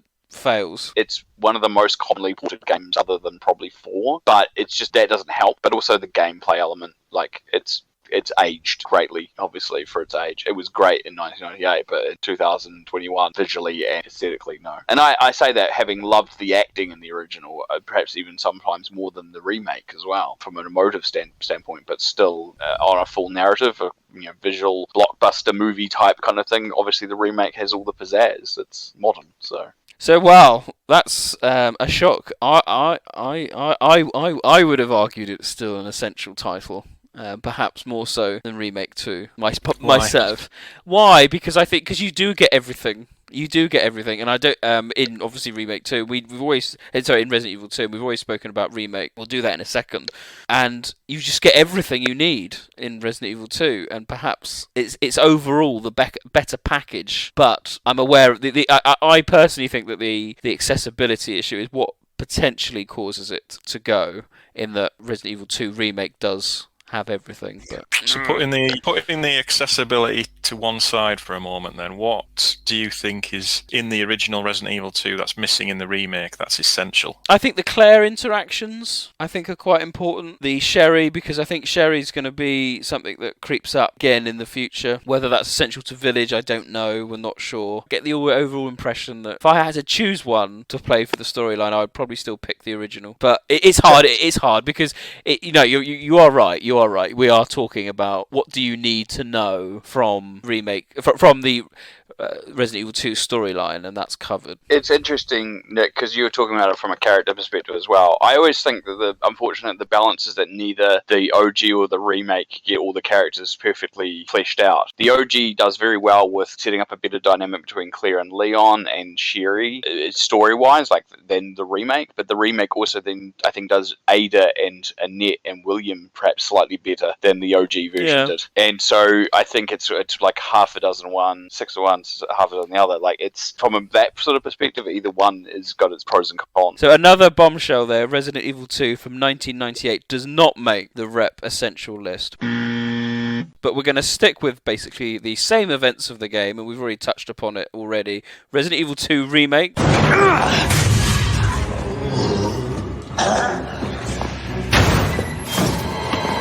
shoot!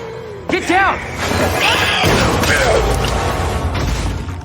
Is that an essential game for your understanding of Resident Evil Village? Surely this one's in the bag, gents. Batman? Remake 2, yeah, it is. It's an essential game, partly because it is so new, and it does cover all the main story elements from the original Resident Evil 2. It has the G-Virus seizure plot, it has Ada Wong, it has Sherry's infection, which is carried into later games. It has all the essential elements that the original game had. It's just missing out on some of the finer points, which, although very interesting, are not essential to your understanding of the story. And I just think from a general production value perspective as well, I mean, if you're a newcomer to the series and you play, say, Resident Evil 7 and Resident Evil 2, you're playing two top quality games there, putting aside everything else, storyline, characters, etc. Just from a pure video game experience, you're playing two very different games of really high quality. First person horror game and a sort of more action oriented third person game. And that just shows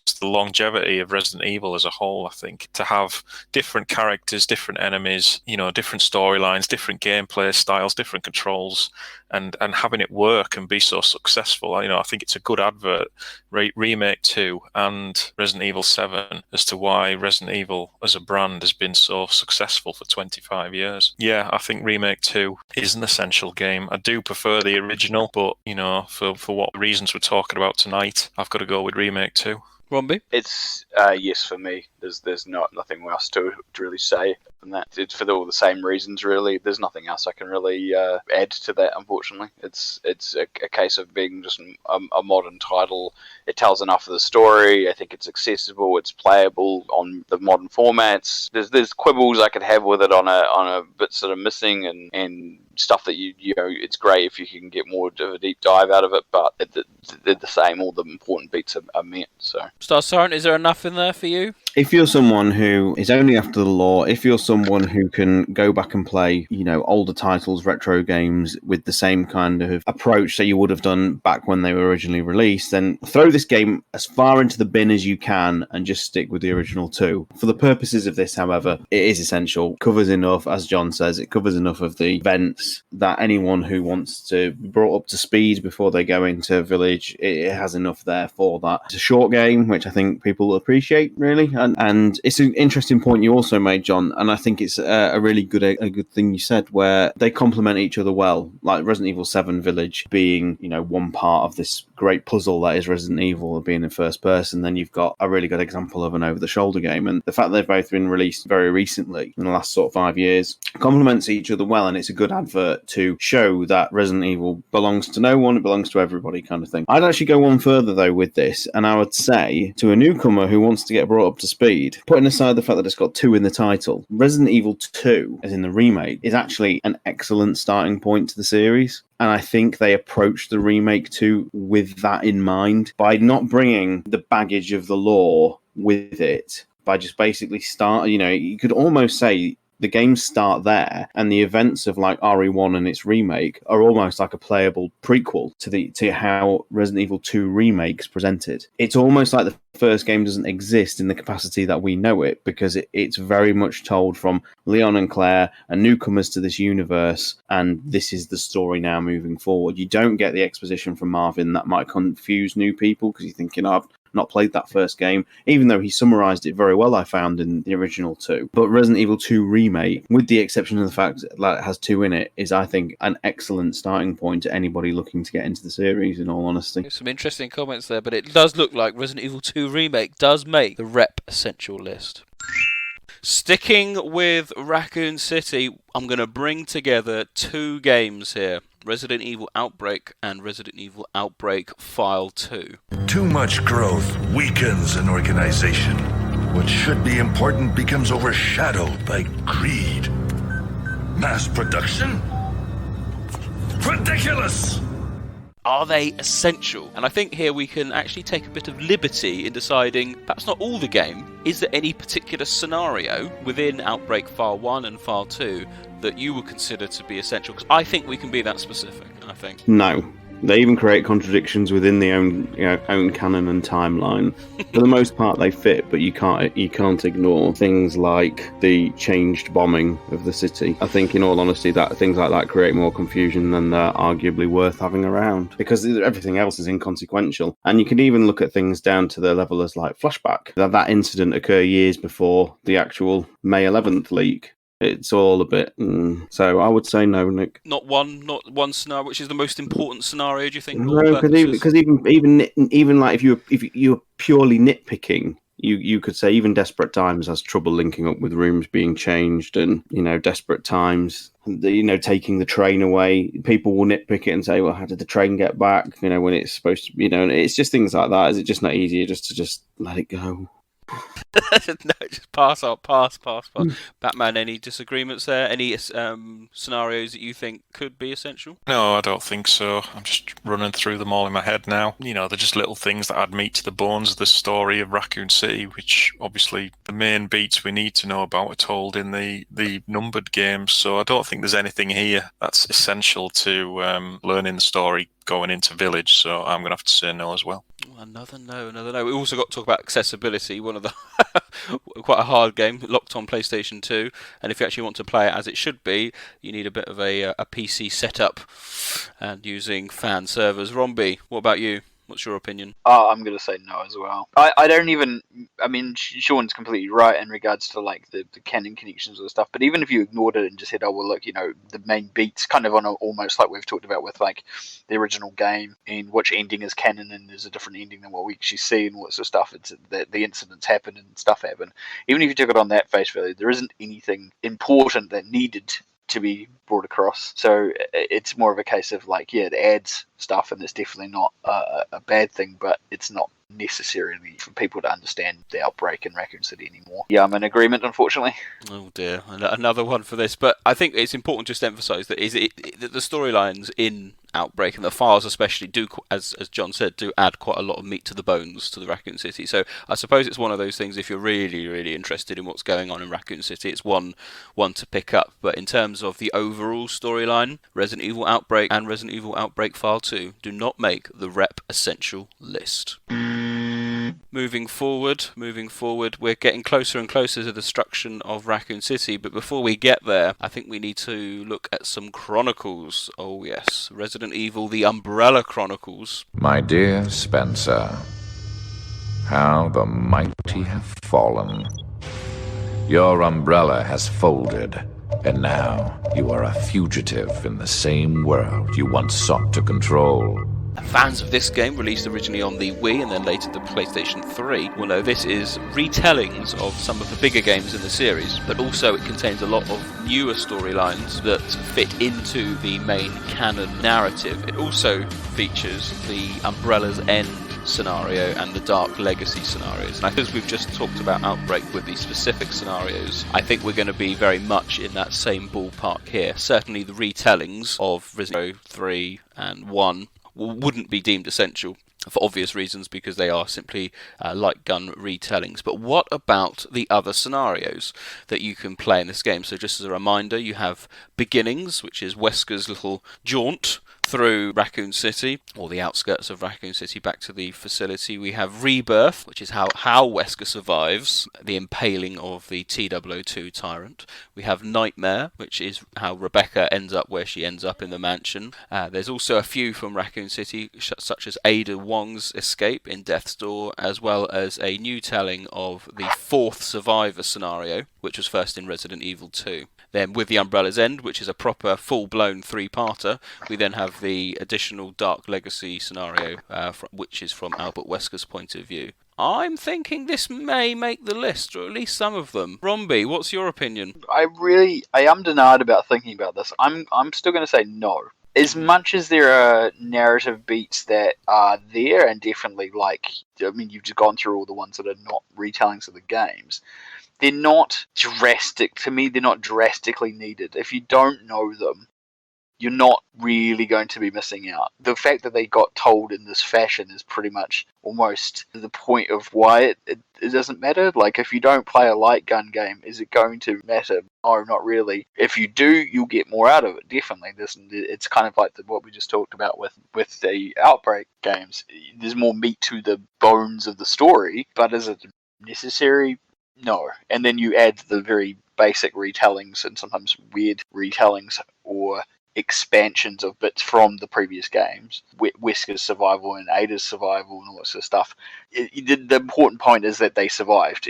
Whether or not you know exactly how or anything doesn't really change drastically by seeing it. So yeah, I'm gonna go on the side of no. Interesting. Any differing views of that, Stars Tyrant?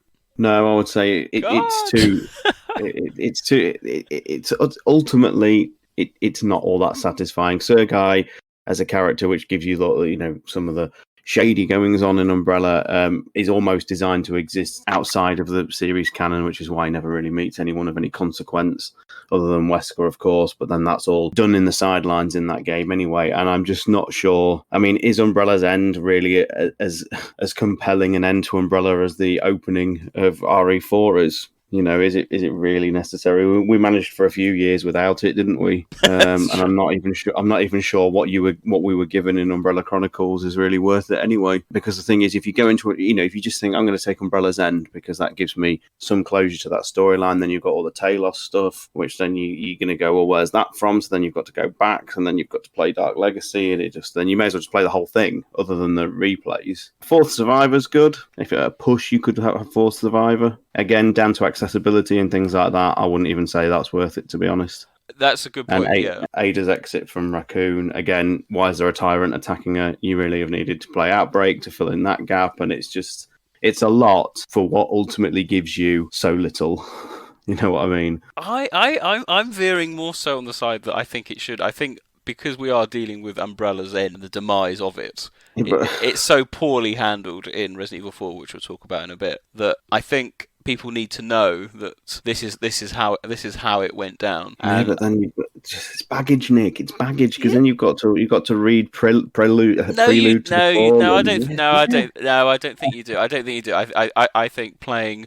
You make the point that you can play Umbrella's End and then you want Talos, so that's okay. Well, you can play Nightmare because that mentions it, doesn't it? You see it with the body coming out. The thing is, then if you're trying to justify that, it goes back to the same thing. It might as well just be the Resident Evil 4 intro telling you that Umbrella ended. Did it need an epic send-off? It probably did in a different fashion once upon a time, but once we got the one that was there, people, as Sean kind of alluded to, kind of maybe 4 or 5 years after Resident Evil 4 had come out, it kind of missed the point, I think, at that point. It couldn't matter anymore. I just don't know whether it does more harm than good, Nick, to be honest, because you've got these epic send-offs of each game leading up to this. You've got everybody pledging in their own title that they're going to take out Umbrella, and taking out Umbrella is running around a big hangar with a tyrant tank, and that's it.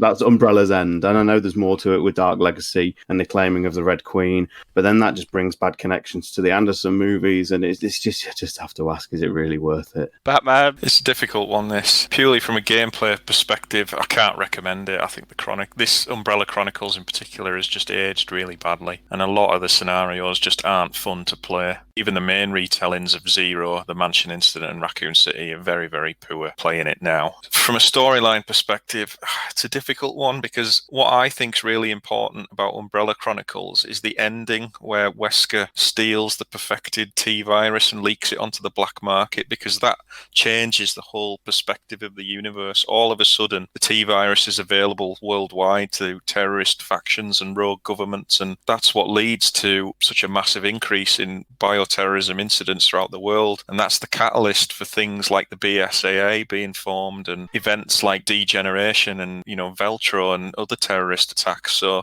I think Umbrella Chronicles is massively important in that respect for the story, but the problem is not much of that is physically in the game. It's all locked in the supplemental material that surrounds the game. But I totally get where Rob and Sean are coming from. The Umbrella's End scenario itself, I don't think it's really relevant, because we're told what we needed to know in the intro of Resident Evil 4, and the whole Talos project itself was just ridiculous anyway. When it comes to like the viral getting out, T-virus being put out in the black market, you kind of get a little bit of that in 4 as well from Lewis. Like he tells you that it's obviously been out there and people are looking at it and researching it. So I kind of feel like bits of this, like it was to explain that, because obviously that came first. Yeah, kind true. Of been kind of put backwards to kind of explain how it got into the public eye. Again, it's one of those things where I'm just like, do you need to know more than it got out to the public? Maybe you need to know it was Wesker, but beyond that, does it matter? Yeah, it's another one of those wishy-washy ones, I think. Isn't Wesker stealing the perfected T-virus only in the novel anyway? Well, yeah, it's not mentioned in the game, but there is actually deleted dialogue in the ending that was recorded saying he was going to leak the virus onto the black market. And obviously, if he hadn't have done that, then the future of the series going forward would have been radically different, because there would not have been so many worldwide incidents. It is important in that respect, so I'm on the fence with this one, to be honest.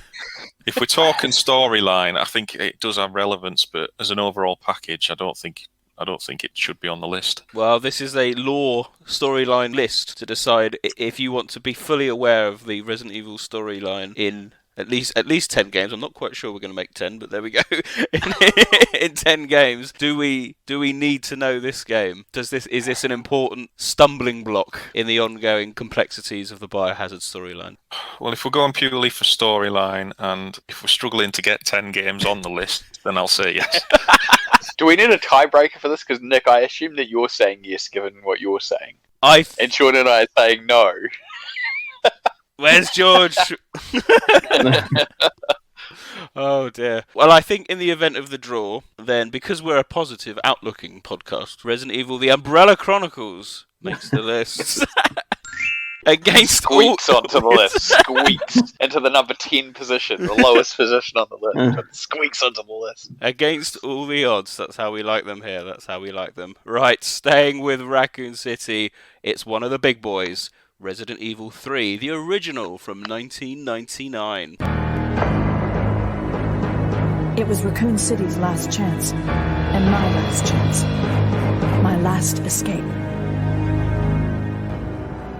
Of course, this has had the remake treatment, and in our synopsis and discussion of Resident Evil 2 Remake, we all felt that there was enough in the Resident Evil 2 Remake to relegate the original to the doldrums of non-importance, at least in terms of the overall narrative. Do you think we're in a similar situation with Resident Evil 3? Bear in mind that this was a much more of a reimagining than perhaps that was given credit for, should we say. The game was radically different, I think, from the original, with lots of new storyline points coming in the remake. But what about the original? Well, is that an essential game? We'll start with Batman, I think, for this one. Well, the original Resident Evil 3 still remains one of my absolute favourites in the series. From a storyline perspective, I don't think there's a lot in there that's particularly relevant. Obviously, we have the destruction of Raccoon City. That's referenced in so many other games. Even the story of Jill's escape is perhaps not that necessary, because up until 3 came out, we were led to believe she was in Europe with Chris chasing down Umbrella anyway. As much as there's a lot of good stuff in 3. With the US government and Umbrella falling out is quite relevant, but again, that's not really in the physical game itself. It's more in the supplemental material that surrounds it. As much as there's a lot of good stuff in Nemesis, I'm probably going to have to quite controversially say no. I don't think it's particularly relevant or essential going into Resident Evil Village. Wow.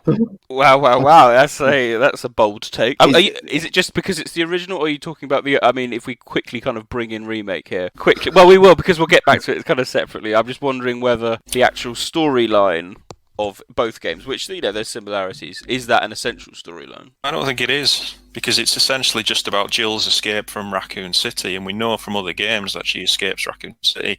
I don't think it's an interesting story. There's lots of good stuff in there, don't get me wrong, but I don't think it's particularly essential. I think we learn enough about the Raccoon City storyline in Resident Evil 2. So I don't think the original 3 or remake is particularly essential purely in terms of storyline. And we've got good stuff in there. The Nemesis is infamous, but is he essentially important? I don't think he is. Stars Tyrant, what's your take on the original Resident Evil 3? Obviously, I'm biased, and I'd always favour it over the remake because so much has changed in this. I would probably favour the original in being included over the remake, which obviously I went a different way with 2. I would say it is essential. I would actually have to differ from John here, because for me, it's all about the bombing itself, not necessarily the contents of the game. And I know you learn about, it's very much a throwaway thing at the end of the game. Even in both the original and the remake, it's just a very thing that's thrown in, and then you've just got to escape quickly. But I would say that because that is the catalyst of so many things that come later, that single incident and the people involved in making that decision turn up in later stories. I would say, personally, for me, it's essential. If you're going to chuck Umbrella Chronicles in, then I can't see how something as monumental as that moment of, choosing to bomb a city, bearing in mind that the seed that plants gives fruit all the way to Resident Evil 6, with Adam Benford's decision, which ultimately leads to his death. I would say it is essential for me personally, yeah. Rombie? Wow. This is a tough one. I totally understand where John's coming from, but I also totally understand where Sean's coming from too. I think about it. It's a case where I think the bombing, I think, is obviously the key thing. I think Jill getting infected obviously has an impact, but if you didn't know that and still what you see in Resident Evil 5, does that really make a difference? Probably not, but it does add to it. On a straightforward story, I think creatively I like the story that it expands Umbrella a little bit too, with the Umbrella Biohazard countermeasures service, the shadiness of what's going on, and even in the remake form too. I kind of want to say yes. I think there's enough meat in there that I enjoy and think is worth expanding the idea of what the Umbrella Corporation has been involved in, what the government ends up deciding. That I want to kind of say yes. Yeah. Okay. See, where I'm at, I'm convinced that the story of Resident Evil 3, whether it be the remake or the original, is an essential component for all the reasons you've mentioned. My issue is whether the original trumps the remake in this regard. It goes back to the original point that we made. Is there enough in the remake of 3 to have you still get all those key points, Jill's infection, the bombing? There's arguably more in the remake though, and it really depends if Capcom want to pull those threads later, because obviously they changed Nikolai's allegiance a little bit, and unless that's going to have some payoff later, I don't understand why they added it. And likewise, the post-credit scene, if you like, of the unknown person grabbing the vaccine vial, and that doesn't really lead into anything. So are they going to build on that in a later title? Is that going to go into sort of storylines they're going to continue with 4R? They leave Nikolai's fate still ambiguous, where they could have put some closure on it, but they also add a layer to Nikolai's character that he's been working for somebody else, and I don't know whether that therefore unfortunately makes remake 3 for the purposes of this list more important. Oh, Nick, what have you done? It's all your fault, Nick. I think we've also got to look at accessibility of the original Resident Evil 3 as well. It's available on quite a few number of games consoles. Is it still available on PlayStation 4? On the 3. Is it 3 only? Is it? It's PlayStation 3. I presume it's still there. Yeah, it is. Yeah. It must be. So you can play it on PlayStation 4. So there we go. So it's still readily available. Much cheaper price. I don't think you can play it on PlayStation 4. I don't think you can play it on. No, you can't play it on PS4 because you have to be able to access. Games aren't backwards compat. On 4, yeah, it's only 3. 3, and obviously you can play a disc on 1 or 2. Well then, that's as far as it goes. Well then, so I mean, we're kind of bringing in the remake now. Perhaps we should just bring them all in together rather than have them separate, because I think this game more so than 2, as you said, adds a few bits there, but then it tells it in a completely different manner. There's also, of course, because we put in Remake 2, it's going to help expand upon the downfall of the RPD, which is quite a nice, interesting subplot. You know, you get to see a bit more of that. We've kind of got 2 votes in favour of the original. What about John? You've already kind of said what you wanted to say about the Remake 3. You don't think Remake 3 is essential either, or has your view changed depending on what's been said? It's a difficult one. I mean, I forgot about Jill's infection at the Nemesis, which obviously ties into 5. What I liked about Remake 3 is it brought more of the US government plot into it, with the Nathaniel Bard trying to use the vaccine as leverage with the American government. So that was interesting. But again, I don't think it's an essential storyline. I think we learn enough about what happens in Raccoon City and Resident Evil 2. I don't think we need both of them. I think it just has to be one or the other. And in terms of pure plot, I think the storyline of Resident Evil 2, irrespective of original or remake, is more important and more relevant than the storyline of Resident Evil 3. I'm not sure. I'm not sure, because then we're focusing on another product to show that this is how Raccoon City destroyed. And that doesn't fit quite easily with me, because then you could just have read the archives. There you go. Done. I voted for Umbrella Chronicles, and Raccoon City gets destroyed in that. So.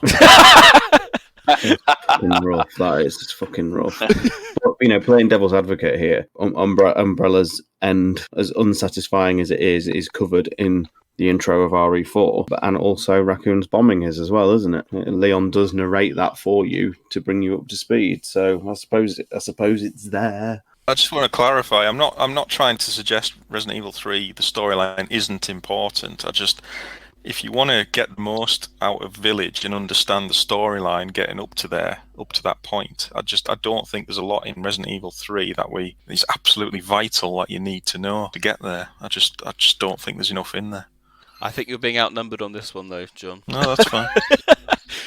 I think the question is solely now whether there's enough in Remake 3 to relegate original. I think that's where the vote needs to fall. I'm going to be controversial and say I'm going to vote yes to both of them. Oh, interesting. The ultimate cop-out. Both of them will have... Why not cop-out? Because the ultimate... Thanks, Nick. Because there is enough differences. I would always recommend people play the original over the remake of Resident Evil 3. I can't say that for Remake 2, but I definitely can for Remake 3, because I think as a game, as an experience, the third has an atmosphere and an experience that's much better than the remake is. But from a narrative point of view, when we're talking about a list of stuff that people probably should know, they both have their things that are different, and they could both potentially use bits of either one for the future. As Sean's pointed out, some of the stuff that was changed in Remake could come back up. But then the narrative stuff that I still think is important, there's some stuff in the original that isn't in the remake that I think is important too. And I think it's better that people be able to see both versions in case they go anywhere down that path where they follow up this in a much more straightforward way. Because while they might pick up threads from the remake, they might also pick up some stuff that may only be more relevant to the OG one, because technically according to Capcom, they all exist. So, I'm torn. And so I thought about this before, for days beforehand, and I was like, God, when it comes to Remake 3 and Original 3, which one am I going to pick? And I'm like, I honestly can't. Because while I don't like Remake 3 as a game, from a narrative point of view, I think it's important, because it's where it'll probably go forward. And I think, considering what I said about the original in regards to how it is for the story and Umbrella and the US government and Jill, those things are important in both. So I'd love to know. There you go, cop out. I'd love to know I'd love to see more perspectives of people who have played Remake 3 first before the OG, because I wonder if going back that way round, I wonder if OG 3 suffers a little bit, because certain things, as much as I really can't understand Remake 3 very much, but you could argue things like the Nathaniel Bard method of getting the vaccine is far more interesting and probably plausible than Carlos finding it in a basement of a hospital. Yes. And like, I know we obviously have an attachment and a love for things like the Dead Factory and the tyrant battle that happens there. But ultimately, it's kind of inconsequential to the rest of the series. It's just juicy lore if you like it. People who've played Remake 3 will think, well, this Dead Factory is so shit compared to Nest 2. I genuinely wonder whether that is a thing going back, whether original 3, I wonder if it'll come across as a little bit underwhelming because it's a lot more subtle in what it did. Right, I think we need to conclude Resident Evil 3 then. So I think it's essential. The storyline outvoted as being essential. It's purely which game. Rob, you've said both, taking up 2 slots on our top 10 lists. Lee, I know. Starstone? Oh, God. Original 3, yeah? Original 3. No. No, don't. Which Put one? it to one side, Nick. Which one? What one? Original 3. Doesn't Put make it. Remake 3 in. Put Remake 3 in. I hate it. It's all about accessibility and things like that, isn't it? Does that mean I have the casting vote? Because it just hurts. Because everyone's got a completely different opinion on Remake 3. It's like lining up your favourite pets and just shooting them one by one. Coming into this, I was OG3 the whole way through, but I think being reminded of the Dr. Bard storyline and the importance of it, I think for the same reasons we said for Resident Evil 2 and 2 Remake, I think you do get enough of the storyline and the narrative, plus a little bit extra in Remake 3. Like it or loathe it. Would you say accessibility influences a lot of these decisions, Nick? Because that is a key thing, isn't it? I think that's that's the secondary point. I think that's where we always come down. So from a lore point of view, it's like comparing which one's got it. So join the dark side, Nick. Join the dark side. Both of them. For that reason, Resident Evil 3 Remake makes the rep essential list. You heard it here first, folks. Right. John's quietly disappointed in the corner. He just wants to go shoot himself right now. It's not my fault. It's made the list. I don't care. Moving onwards, the next game in the entry, we're going back to the era of the Chronicles with Dark Side Chronicles. Who is this man with Whisker that Leon was talking about? And if I found him, could he help me regain my strength?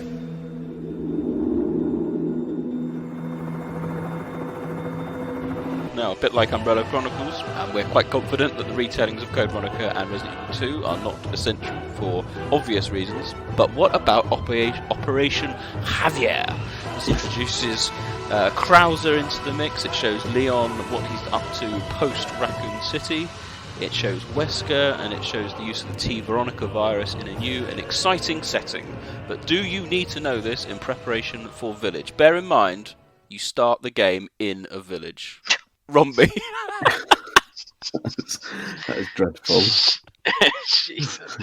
I mean, I didn't technically get outvoted. It was a split vote for Umbrella Chronicles. I'm going to say no again. I think, again, the stuff that comes later, especially like Krauser, for example, on a narrative basis, you get enough of an intent from Resident Evil 4, and we haven't even decided if Resident Evil 4 is important, realistically. Yeah, I'm going to go with no. I don't think I really have much more to say.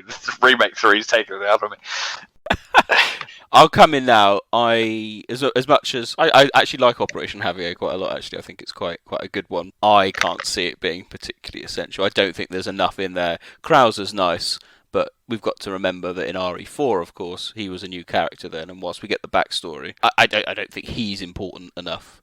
So it wouldn't make my essential list. What about you, Starzone? It's interesting. I don't think it should be included, no. But it's just an interesting observation that just hit me as we were talking about it. Is that, obviously we're going to get onto Resident Evil 4 soon. And one of the things we've always said is things like other games in the series have retroactively made 4 better, but we're taking away all the things that do that. So like Dark Side Chronicles is a good one because it does explore a little bit of Krauser's and Leon's relationship. So then when you get to Resident Evil 4, it's not completely out of the blue, but I still wouldn't say that warrants it enough to be included in this list. But I just find it I find it kind of ironic that everything that came after Resident Evil 4 bolted on to make that game better, we're now just stripping it all back down to like Resident Evil 4's sort of almost neutral release. which was quite unsatisfying for a series fan at the time. Looking aside what all it did for gaming and all that, it was still quite unsatisfying for us. But with strictly speaking to Darkseid, no.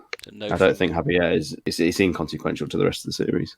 Batman, clean sweep? Yeah, I would agree, although I will praise Darkseid Chronicles for the reasons Sean just said, because it does, this game does what a lot of the other games should do, in it provides mini sequels. We get a mini sequel to Code Veronica, and we've already mentioned Krauser. The Resident Evil series doesn't do enough of that, in my opinion. Playing through it chronologically, you're going to enjoy Resident Evil 4 a lot more if you've played Darkseid Chronicles. You're going to enjoy Operation Javier if you've played Code Veronica. I'm sort of tempted to give it a pass because I wish the series did more of this type of thing. But ultimately, is it essential? No. But it saves me having to play the full game of Code Veronica anyway. I can just play a game of Oblivion instead. So I'll always like it for that. There it is. There it is. Well, next thing you guys are going to tell me you like rocket-powered lipsticks. Fuck's sake. There we go. Darkseid Chronicles does not make the rep essential list. Next up, we are going underwater with Resident Evil Revelations. So this is our man. I knew it was Veltro. Abandon hope, all ye who enter here. Surely this is an essential game. This showed the coupling up again, if you like, of Chris and Jill in a brand new adventure. It showed the BSAA in action. It showed the use of the terrorist organisations. We had a new virus. We had a new organisation, the FBC, kind of under the auspices of the government. But was it essential? Do you need to play this one? Bear in mind that the T-Abyss virus is a one-and-done virus. Do we need to know the inner rumblings and wranglings of intergovernment departments? I know this storyline has always been controversial, and Batman, you're probably the best person to dissect that storyline, having done a few lore playthroughs on YouTube for us. What's your take on this one? I think the overall theme of the game is relevant. This is the first consequence of what happened in the end of Umbrella Chronicles, because the T-Virus is now readily accessible and people are starting to use it and manipulate it to create new things. Obviously, it goes into the backbone of the creation of the BSAA and the fact that we've got corrupt people in American politics who are willing to orchestrate large-scale terrorist incidents for what is, in their opinion, the greater good. But it's not relevant to the overall series going forward. It's quite a self-contained game. It does have some kind of important references. There's a few Easter egg nuggets to what's going to happen in Resident Evil 5, but again, those Easter eggs connections are not really physically present in the game itself. It's more the supplemental material that surrounds it. Revelations is a weird one. You'd think it should be important because it tells the backstory of the BSAA. It has Chris and Jill in it. There is a backhanded reference to Tricell in there, so all the ingredients are there, so to speak. But like you say, it's a self-contained story. Game doesn't leave a massive impact on the storyline going forward. So for me, it's another no. Another no for Revelations. I think that's a really important point about the impact, because we've always talked about how Terra Grigia is just like, oh yeah, another little town blowing up. It should be on par with Raccoon City. Stars Siren? No, I don't think so. I don't think it impacts enough, to be honest. You have to sort of really be a lore aficionado to enjoy the most and wrangle the most out of Revelations. The fact that most people require a grand wall-sized chart to be able to work out all the factions and the interweaving of the storylines, although, like you say, John does summarize it very well with those YouTube videos. No, I would say not, in all honesty. I don't think it influences enough. Rombie? I'm going to say no as well. I mean, I don't know how John's going to feel about me saying this, but I feel like Revelations is where, to me, a lot of the stuff of the modern timeline starts to bloat a lot. And I guess Sean's kind of getting into that with the chart and lore stuff, but I feel like there's a lot of stuff going on, but how consequential is it to an overall narrative? A lot of it is self-contained. It does influence future organizations and events, but is it necessary to know all this for going forward? Probably not, because you get enough from other titles. I mean, as a game, I'm not a huge fan of the first Revelations anyway, and that doesn't help my influence and interest in trying to understand the story, because it means having to go back and going through it again. It's not for me. It was not much of a fun experience. So yeah, I'm gonna say no. I would agree. reluctantly. I like the T Abyss virus. I think it's quite a cool little virus, but I agree. I don't think it's I think it should be essential, but in the sense that it should have been made a much more important event, and it should have been used as almost a secondary catalyst for future storylines going forward. I think it could have been, but yeah, they haven't capitalised on what happened with the ending. Like, they've ignored Jessica and Raymond, and they've shelved the T Abyss virus, so it feels a bit unfinished. There we go. So Resident Evil Revelations does not make the Rep Essential list. Now we're turning our attentions to the big bad of the series, the most controversial title, but perhaps the most universally loved in the gaming community, Resident Evil 4.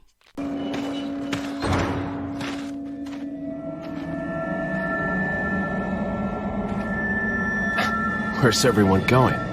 Bingo? I'm going to start here and be very simple, completely inconsequential. Batman. I'm going to say the opposite. I think it's important. I think, as it stands today, I think it's what happens in Resident Evil 4 is very influential, both to the future storyline. So I'm going to say yes. Why though? Why? Why? Because at the time, I think it gave us just a completely different storyline, and I think we needed that at the time. We've already said getting rid of Umbrella, that was shit, but the introduction of the Plagas, I think, has become more important as time's gone on. The whole involvement of the rival company, Resident Evil 4, that's their biggest role in the whole storyline, the whole series, is what happens in Resident Evil 4 with them. And obviously, Resident Evil 4 leads for the resurrection of Umbrella, which massively relevant now going into Village. Yeah, I'm going to say yes. I'm going to say without Resident Evil 4, I just think it's very easy to look back on Resident Evil 4 and say, yeah, it's inconsequential because it's basically about some mad cult trying to take over the world. But if you break down the elements that's in that game, I think it's very, very important. The rival company, they're very important. The resurrection of Umbrella, that's important. It's got Wesker in it. It tells the story of Leon's evolution from rookie police officer to seasoned US government agent, I think. And as Sean's pointed out, there's many other games in the series that have bolted bits onto Resident Evil 4 to make it much more important. So I think, yes, it is an essential game to play in your journey through to Village. I just think there's a lot of good stuff in there. I'm just going to caveat some of my points. Well, my point. I think, obviously, it's an important game for many, many reasons which you discussed in the last podcast. I just think a lot of the points that you raised you could probably get out of 5, personally, such as the Plagas and the rival company. I know it's Tricer, it's not quite the rival company, but I'm not sure how important that's going to be in the grand scheme of things. So that's where I was kind of coming from. I think there's enough you can get out of it, out of 5. I mean, arguably, you could even say the origin of Plagas is in 5 anyway. So, well, it looks to be. So, I'm not sure. What about you, Rombie? Where's your head at with this one? I'm going with yes as well. It's simply the fact that and John's kind of pointed out pretty much everything. I have to caveat that it's obviously important that you play one of the versions post original GameCube release, because the extra content that was added in the later releases is another bit of reason why I would say it's important, because the extra stuff you get from the other Ada scenario is obviously a relevant story piece to do with Wesker and the rival organization. Other than that, I mean, it's one of those hard. As a game, we went through in the last podcast. I think it hasn't aged particularly well. I think it's too long. All those things, but does it impact that much on the story? No, it's still the story, and I still think if we're leading towards a more understanding of the origin, the background of Umbrella and the rival organization, all this sort of stuff, is the stuff that we've seen so far hinted at Village may be leading towards, then yeah, it's important to me. It's a tough game to get through. It's a long game, so there's a lot there, but it's definitely, I think, just as relevant. And obviously Ada as well. Ada's still a huge mystery in the entire Resident Evil storyline, and again, Resident Evil 4, you could argue, is probably one of her most important roles throughout the series. Okay, am I going to be outvoted, or is it split vote? Star Tyrant? I think it's essential, Nick. So, as much as we're only a podcast on from a big breakdown of it, and I'd said everything I needed to say there. And from a lore point of view, yes, we've just acknowledged that also that other things have been bolted on and make it more relevant. But you don't know how relevant yet until we get Village, with obviously like the rival company being involved in 4. If they are going to make HCF that rival company, well, what's brought back in Resident Evil 7? We don't know how that's going to lead into Village, so it might be important to play. We don't necessarily know yet, so I'll err on the side of caution and include it. But, there is the beginnings of, Leon's furthered role in the series. But more than anything, just moving briefly aside, putting the lore to one side for a moment, is the fact that Village is being described, and from what we've seen, absolutely right, as a spiritual sequel to Resident Evil 4 in terms of mechanics and merchants. You stole the exact thing I was about to say. If you hadn't brought it up, Sean, I was exactly going to say that 4 is still, it's a village. I know Nick made a joke about it Archetype Chronicles before, but it is a literal village, and the mechanics, the inventory system, the merchants, these things all came from 4. So obviously 4 has a lot of influence on this, so I feel like they're going to want to kind of tie a storyline through from 4, 5, Signal 6, but and 7 and 8 kind of together. That's to me feels like where this is going. Yeah, 100% agree, Sean. Oh, there we go. That's an essential from me, Nick. Thank you. There we go. So outvoted, but there we go. Resident Evil 4 makes the rep essential list. We are rapidly moving through this. We've only got a few more titles to go, and I think this one's going to be swift. Resident Evil 5. Things are really getting interesting now, Chris? Do you actually think you can defeat me? Either way, I'm not gonna stop until I'm dead. Surely this one. Chris, Jill, Wesker, Tricell, Plagas, Ouroboros, everything you could possibly want. Spencer, the actual protagonist. Surely this is an essential one. Rombie. Yeah. Add in the Gold Edition, DLC, Lost Nightmares. Yeah, 100%. Don't have to say anything more about it. It's easily one of the best storylines of any game, any Resident Evil game. I think that's universally accepted, whether you like the game or not. And people know I'm not a big fan of Resident Evil 5 as a story, as a game, but you can't deny its story greatness. Batman, in agreement? Absolutely, yeah. I think it's you can't really say it's not essential to the storyline. The only weird thing about 5 for me is, as much as we praise the storyline, God, there's so much of it is just in the background. You play Resident Evil 5, you can get all the way up to chapter 5.2 and absolutely not a lot happens. It's really strange. But yeah, the overall story and everything that surrounds the game is massively essential, yeah. Stars, aren't you a huge advocate of this game? One of your favourites? Absolutely.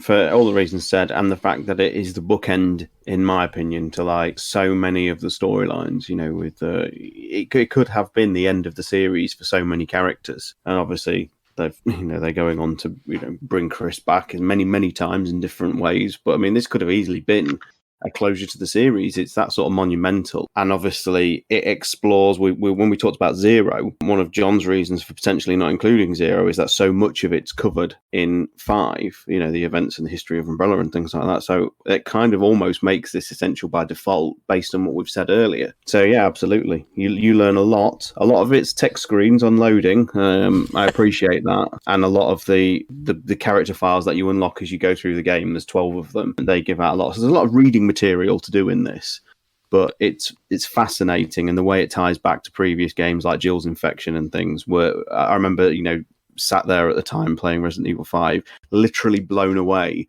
by how cleverly they were weaving the past story of previous games into this. And it's I still think to this day the series needs another game like 5 to come along and weave everything together. And that's one of the reasons why I'm putting a few hopes on Village. I hope it's going to do a similar sort of thing. Absolutely, yeah, absolutely. And of course, the involvement of Spencer, absolutely important. The patriarch of the series, almost. Resident Evil 5, perhaps unsurprisingly, does make the Resident Evil podcast essential list. Continuing with the Wesker theme, a bit of a fan favourite here at the podcast, Resident Evil Revelations 2. Are you sure you don't need me, Barry? I mean, Dad. I'll always need you. But for now, I have this.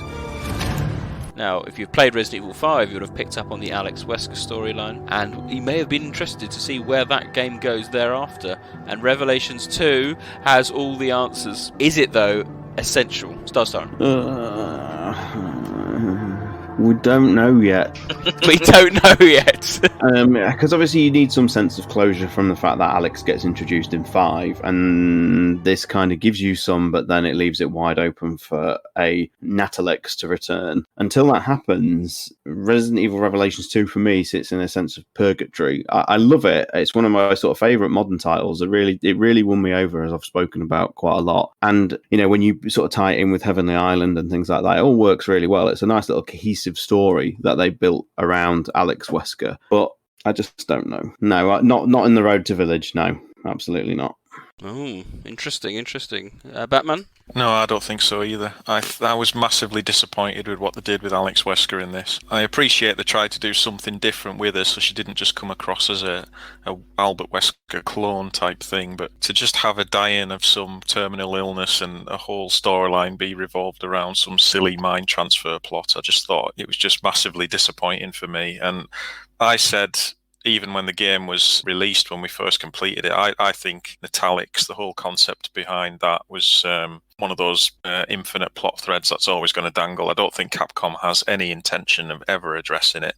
I think it's just going to be left as a thread for people to purposefully always speculate on. I'll be very, very surprised if it ever gets followed up on. So for me, Resident Evil Revelations 2 does not make the list.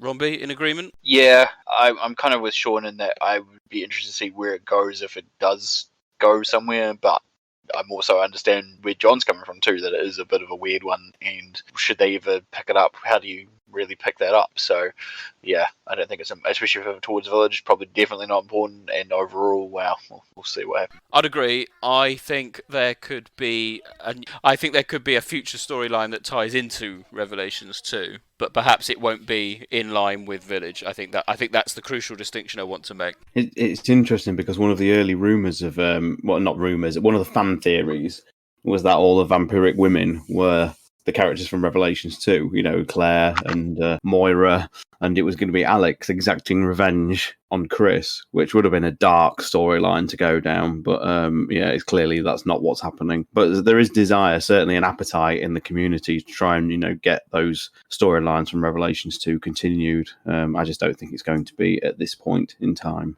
Yeah. I think you're right. It could be one we revisit in the future. But at the moment, Revelations 2 does not make the Rep Essential list. Now, another numbered entry for us to discuss, Resident Evil 6. Deja vu, boys. Raccoon Revisited. But this time, it won't just be one city. It'll be the whole world. My God, if you want to replay this, you're going to need to put some time in your schedules. We could look at some of our supporters have suggested that perhaps only parts of it are essential, so perhaps one of the characters' storylines as opposed to the entirety of it. So factoring that together, do you think there's an essential element that can be gained from this title? Stars, I know you're a big fan of 6. The sliding, you like the slides. Is it? Yeah, it's worth saying that I enjoy the game. I wouldn't say big fan, Nick. I think you're telling me a bit there. Enjoying it. I just try and find the positives in it more than bring it down for its failures, of which there are plentiful. I would say so far on our list, all the numbered games bar 0 have made it. Is 6 going to make it? Is it important? This is really tricky because, really no, because nothing happens, and one of the biggest criticisms we've spoken about the game all the way through the years of doing this podcast is the fact that every character ends as they began. You know, even characters like Helena, who, you know, contribute to the president's death, gets away completely innocently at the end. You know, there's no consequence for any character whatsoever. You know, this was supposed to be Chris's big departure. You know, he even talks in the game to Piers about, you know, how it's time for him to, you know, retire and move on. And then in the end, obviously, what happens with Piers in that game means he chooses to stay. I don't know. Because on the road to Village, certainly you want to see every step of Chris's journey. And for as much as nothing really happens and everything gets wrapped up with a bow, you know, by the end, it's still part of his journey. Potentially, You might have to come back to me. I might have to swaying vote later. But, the road to village, that's what this strictly is, isn't it? The road to village. This is a part of Chris's road to village, I guess. So, But is there enough between, say, 5 and his then subsequent appearance in 7? Does 6 add to that storyline? No, because 6 adds nothing. That's the problem. The only thing 6 sort of contributes to, really, with that gives it any kind of lasting impact, is the reintroduction of Sherry. Yes. And catching up with what's happened to her. But that could have just been told in a file or anything like that. Sherry's actions in the games don't really change or define anything. It's just more of a being caught up with her. Ada ends as she begins. Leon ends as he begins. And what's your take on Neo Umbrella? Neo Umbrella is one of the worst things that has ever happened in the series for me. It's a good point. It's going to cause confusion with Village, isn't it, if they do bring back Blue Umbrella? If people play Resident Evil 7 and 8, and with Umbrella coming back, and then go back and play Resident Evil 6 for the first time and are confronted with Neo Umbrella, it's going to confuse the shit out of them. But having said all that, I think Resident Evil 6, it's a good showcase for how the universe has evolved as a consequence of what's happened in previous games. We're getting outbreaks happening all over the world now. And if we're talking about an essential Resident Evil journey going up to Village, surely you're going to enjoy Village more if you play enough of the series to see how these characters grow and evolve. And as much as we say the storyline of Resident Evil 6 doesn't really go anywhere, it's probably one of the best games in the series for me for individual character moments. I think you will resonate with Chris more in Village if you see what he goes through in Resident Evil 6. And likewise, it shows Leon's journey from what happened in Resident Evil 4 up to Resident Evil 6 and how he's become close to the president and how he's influenced the president's decisions and policies in regards to bioterrorism. And it obviously explains how bioterrorism is spiraling out of control. And that's a problem, again, which has relevance to Village, because that's another reason why Blue Umbrella was brought back, because the BSAA just can't handle things anymore. I'm going to controversially say yes, there's massive faults with Resident Evil 6's storyline, but I think there's enough elements in there that makes it essential to enjoying the experience of Village. I just think there's enough character beats in there and there's enough connections to previous games to make it worthwhile giving it a go in the build-up to Village. No pun intended. Exactly, yeah. Would you say for all the scenarios, or as some of us, our community have suggested, that perhaps only Chris's storyline's relevant? I don't want to go down that road really, because then you just start and it's very easy to say, well, we'll just pick the best bits out of each game. I think we need to talk about it as a whole package. There's a lot of filler. There's a lot of filler in the game which isn't relevant. Yeah, that goes without saying. And characters like Jake Muller, yeah, very interesting. Is he essential? Probably not. But if you just take the overall package, I think there's enough in there that makes it essential for the list, in my opinion. What about you, Rombie? What's your thoughts? Man, this is a tough one. This is actually a really tough one. I thought before when we were coming to this, I was like, 6 out there, nah. But listening to both Sean and John, it's like they make some good points, and I'm kind of like, yeah, maybe I'm on the fence a bit here too. Resident Evil 6 is a game that is everything in the kitchen sink, and none of it's done very well, and that includes a lot of the story beats. And it is self-contained, pretty much, for the most part. Things do happen to some of the characters, but it's all new characters, and the established characters, as Sean correctly points out, pretty much finish where they started. Chris goes on a journey that essentially takes him from semi-depressed to back in the game, to out of the game, to being pulled back in by the end. And it does give a resolve to where his character is, and it could be very relevant to where his character has gone in Village through what we've seen, little we've seen in 7. And then at the same time, I can't get over some of the story beats, and I look at the overall scope of the actual story in the game, and I'm like, this isn't relevant. It comes with the caveat that if you're playing it for the purposes of going towards Village, it's more to do with exactly what John said, which is to do with the character moments, the expansion of characters and where they are, who they are, more so than the story itself. So on a story basis, it's kind of like no, but on a character moments and situational thing, for you to understand better where these characters have been through, and on a big picture of outbreaks, it's a yes. So I'm going to say overall yes. It's probably the easiest way to answer it. Okay. Yeah. I must say, John and Rob reminded me that some of the character beats and interactions are amongst my favourite moments in the series. So, yeah, they've done it. Nick, it's in with me. There's my final answer. I despise Resident Evil 6. But I knew the sliding would get justified. I love you guys. Thank you. So there we go. One of the first games we ever reviewed, I think, on the podcast. Resident Evil 6 does make the rep essential list. We are nearly wrapping up, but there's a few more entries we want to talk about. And this is the most controversial. Is, against all odds, Resident Evil Umbrella Corps an essential game? I thought you were toast. Wow. Indeed. Your resilience is commendable. Hear me out. Hear me out. It's absolute tripe. I mean, if anyone has had the misfortune of playing it, it's awful for a single-player campaign, because that's what we're talking about here, the single-player campaign. It's available PlayStation 4, not Xbox, but so it's readily available. You can still buy it on PS4 or PS5. Yes, absolutely. So it's available. It's available. This, I would suggest, pains me. It's going to be a belter. This is to even say it, that actually, in order to understand what the hell Blue Umbrella is, to get a grip as to, is that the Umbrella Corporation working with Chris Redfield? To even have a remote understanding of where Capcom are going with this storyline, I think you need to play Umbrella Corps. Oh, that feels dirty. Oh. And I'm hoping I'm going to get a bit of an ally here in Batman, because he knows the Umbrella Corps storyline better than anyone, with all the various organisations going along. And it's caused so much discussion, in fact, arguably too much discussion over the years in the community about its importance. But I think we've reached a point where there is a decent understanding of what Blue Umbrella is. It's a goodie / it's actually a baddie, the Umbrella Corps organisation, their involvement. I've got a feeling we're going to be talking about a lot of supplemental material as well, so whether that's the important factor. So Batman, what's your take? I think Umbrella Corps is massively important because the hugely important multiplayer sections confirms definitively Wesker's resurrection. And he's obviously going to be pulling the strings behind whatever happens in Village. So Resident Evil Umbrella Corps goes straight to number 1. Oh, God. No, come on, let's just... Why are we even talking about this? Capcom themselves, when they advertised the game, said, look, it doesn't have a fucking storyline. There is no story, just it's a shooter. Just enjoy it. Let's caveat this, that there was obviously a plan at one point to have some actual narrative going on in this thing, and then they decided not to. And that should tell you the actual answer there in itself.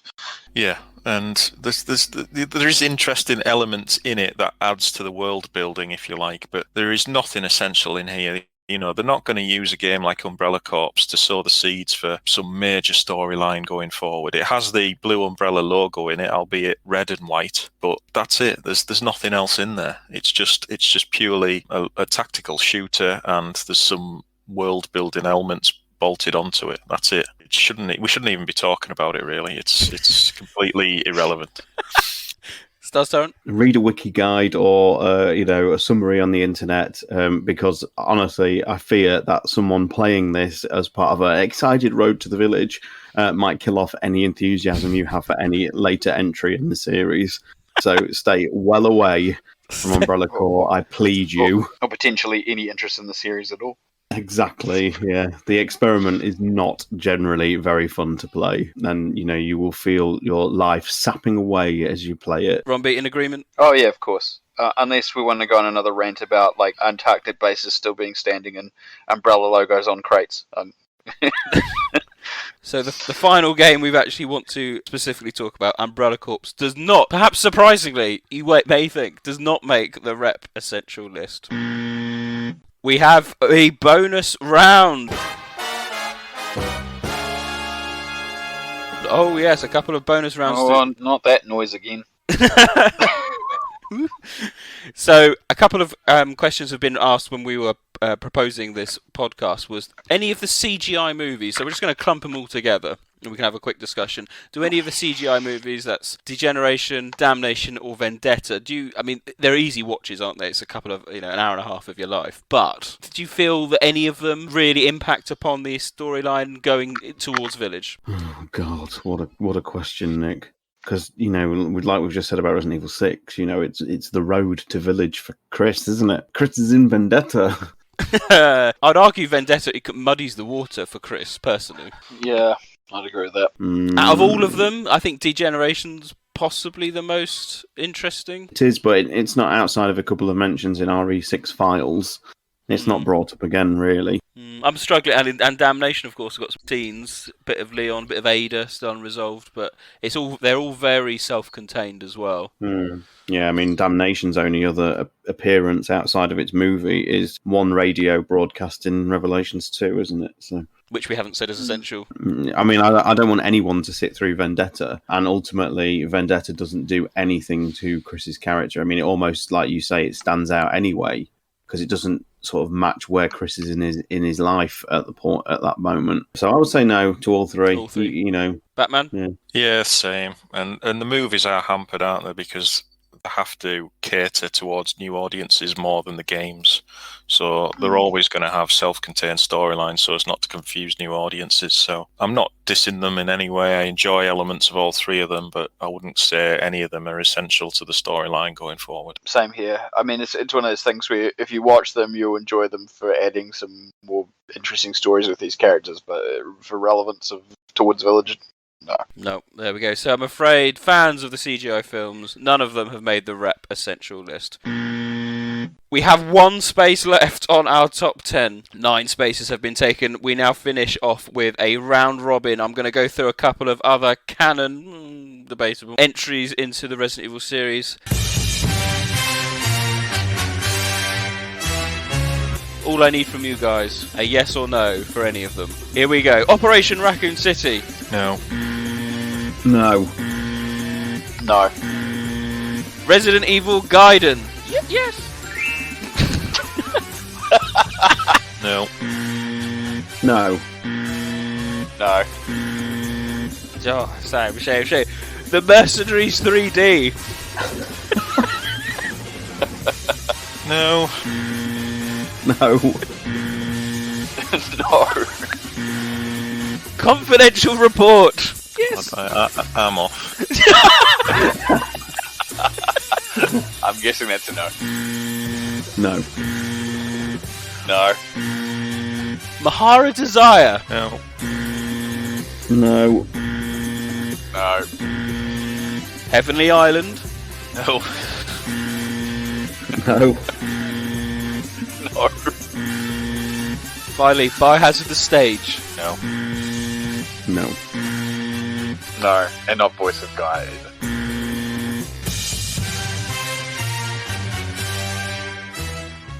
Good. We are actually Resident Evil fans. We do like the series. This is relevant to canon towards the Village. Yeah, this is. It is important to remember that this is just strictly for a beginner's roadmap to Village. Obviously, if you want to deep dive into the lore after playing Village, do everything. Absolutely. So there we go, ladies and gentlemen. We have been through the entire series, and we can now confirm the top nine list of Resident Evil games leading to Resident Evil Village. In no particular order: Resident Evil 7, Resident Evil 1 Remake, Resident Evil Code Veronica X, Resident Evil Remake 2, The Umbrella Chronicles, Resident Evil 3 Remake, Resident Evil 4, Resident Evil 5, and Resident Evil 6. Those 9 are your certified essential lists in the build-up to Resident Evil Village. So in a nutshell, it's just the numbered entries plus Code Veronica, isn't it? And Umbrella Chronicles. And Umbrella Chronicles. I suppose one of the most interesting things is if you're looking back on that as a kind of retrospective, is the fact that we generally have been favouring the OGs of 2 and 3 over the remakes. Yet for this list, obviously thinking about it for like a newcomer or someone wanting to bring themselves up to speed, we've chosen the remakes. And I do think that's fascinating, and it says a lot about a perception about how things in the series have changed. I find it a little bit sad, to be honest, that they kind of have superseded the originals in a sense of importance. Not to me personally, but just generally. I tried to say both. I know, and that's admirable. On that bombshell, then, we now turn our attentions to this podcast edition of Neptune's Biohazard Quiz. For the past 8 years and 5 seasons, we have brought you groundbreaking lore, in-depth analysis, game reviews, and high-quality content.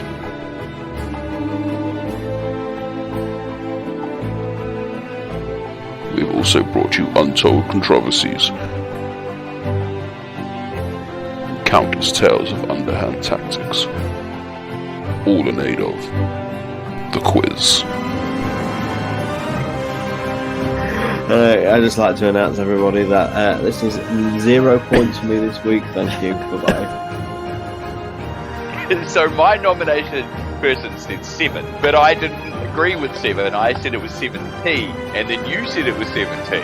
I didn't want people to think I'm cheating by just saying the same number that someone else has said, so I just the next number that sounds similar to 17.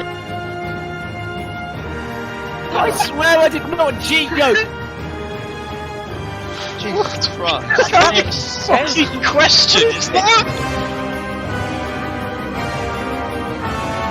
Quite frankly, if we only got 1 point and that's the winning score, then we're not doing our jobs right, and we're all going to have to hand in our Biohazard cards.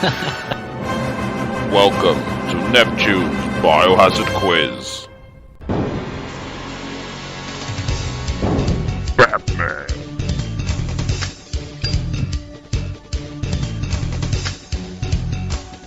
Star Tyrants. George Trevor. Rombie the Wrecker. Mr. Spencer.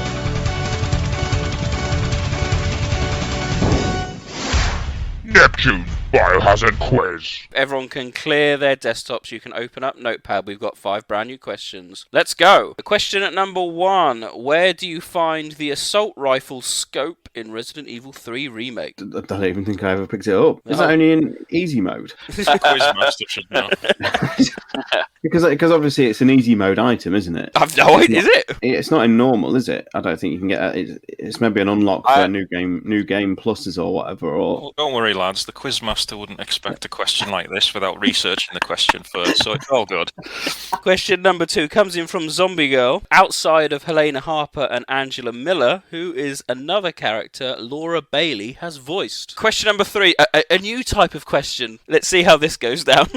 So it's a where am I question. So what you need to do is visualize a map, okay, and then tell me where I am. So you're gonna have to really bear with me. So I'm in the original Resident Evil 1 mansion main hall. I've headed west through some doors and exited through the only door in the next room. In this room, I've entered the door directly opposite, before walking as far as I can north, then turning east and walking until I get to a room and enter. What room am I in? Different type of question. That's good. Okay, question number 4. I am a Joavo infected with a C virus. I've become a chrysalid, and what has emerged resembles a lizard-like creature. What BOW am I now called? Question number 5 comes from Happy Smelly. How many times does Leon say the famous line, Ada wait, in Resident Evil 2? There we go. They're the 5 questions. Join us after this when we'll run through those answers. Welcome to the office of Dr. Nathaniel Bard. Please state your business clearly into the intercom. Dr. Bard, are you in there? I'm here to rescue you. Open the door. No voice match found. Voice match? What kind of sci-fi bullshit is this? Welcome back to Neptune's Biohazard quiz. Let's see how well everyone has done. So question number 1 was where do you find the assault rifle scope in Resident Evil 3 Remake? Rombie? I think it's the STARS office, because I think it's for the section with Carlos, because he has the assault rifle. Batman? I have no idea. I'm just going to say the hospital. The hospital. Okay.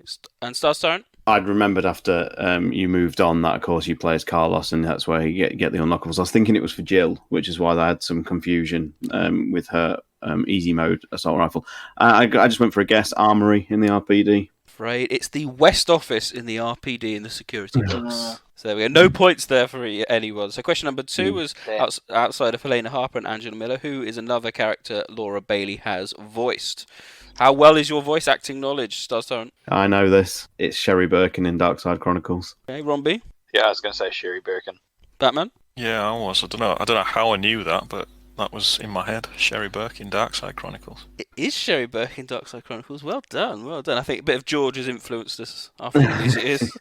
There we go. So points all round there. Question number 3 was, where am I? So I'm in the OG mansion hall. I've headed west through some doors and exited through the only door in the next room. In this room, I've entered the door directly opposite before walking as far as I can north, before turning east and walking into a room, and before entering into a room at the end. So what room am I in? Rombie? I think it's the greenhouse. Batman? Yeah, the greenhouse. Stars Tarrant? The greenhouse indoor garden, I've got written down. Is the greenhouse? Well done. That was good. I thought it was quite a funny little question, just to No, test your like memory More, skills. please. More of them. There we go.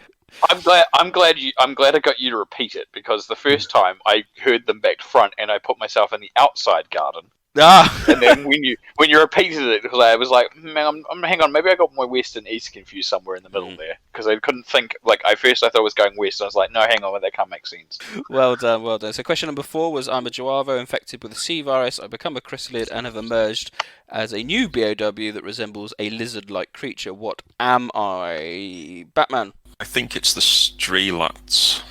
Rombie? I can't remember the Resident Evil 6 enemy names, so I had no idea. Okay. Stars Tarrant?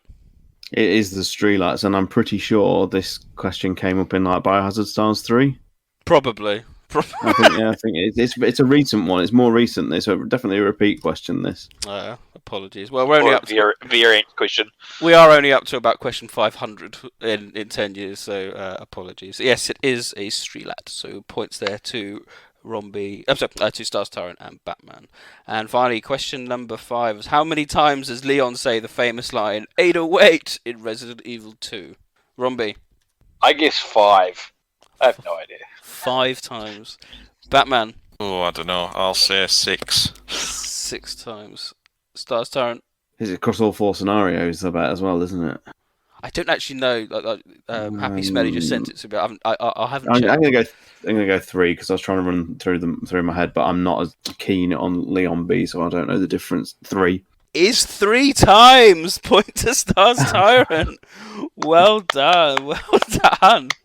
Wow. So let's have a look at those final scores. In 3rd place is Rombie with 2 points. In 2nd place is Batman with 3 points. But this podcast winner with an impressive 4 out of 5, it's Stars Tyrant. It does happen, everybody. Every now and then.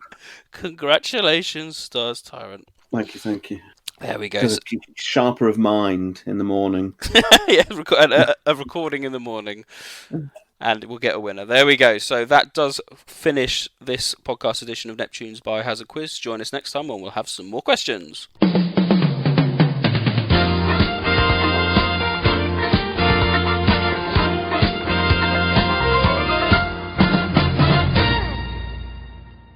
Wow, so that has been quite a lengthy podcast, I think. We've gone through the entire series in one go, which is quite a bit of a mean feat, considering we are very rapidly approaching the 25th anniversary of this wonderful, wonderful franchise. Next up, we continue our roadmap to Village with our final preview of the game. So by then, we hope there will be a new demo so everyone can play it, not just PlayStation 5 owners. And we're going to talk about everything that we know up to that point, and then give our final impressions and previews and what we hope to see in Resident Evil 8. Is also, ladies and gentlemen, the series finale. And you know what that means. That usually means we need to crown a winner of Series 6 of the Resident Evil podcast. So who knows what's going to happen in Neptune's Biohazard Quiz. So you definitely want to tune in for that. So thank you everyone for listening. I hope you've enjoyed our Rep Essential Countdown list. I don't think it's too controversial in the end. I think we've had good discussion points, and the games that we've discarded have been discarded for various and valid reasons in the circumstances. So of course we're really keen to hear your views, and if you've got any comments you want to make, then pop along to our Discord. It's an open invite. If you go to our website, you should be able to click on the community tab there, and there's you can connect to our Discord and join in with our discussions. We mentioned in our news we have that specific roadmap to Village playthrough where you can talk about all our comments and your opinions on the game. Again, thank you all for listening, and join us next time. And on that note, it is goodbye from me, Neptune. Goodbye from me, Batman. Goodbye from me, Stars Tyrant. Goodbye from me, Rombie.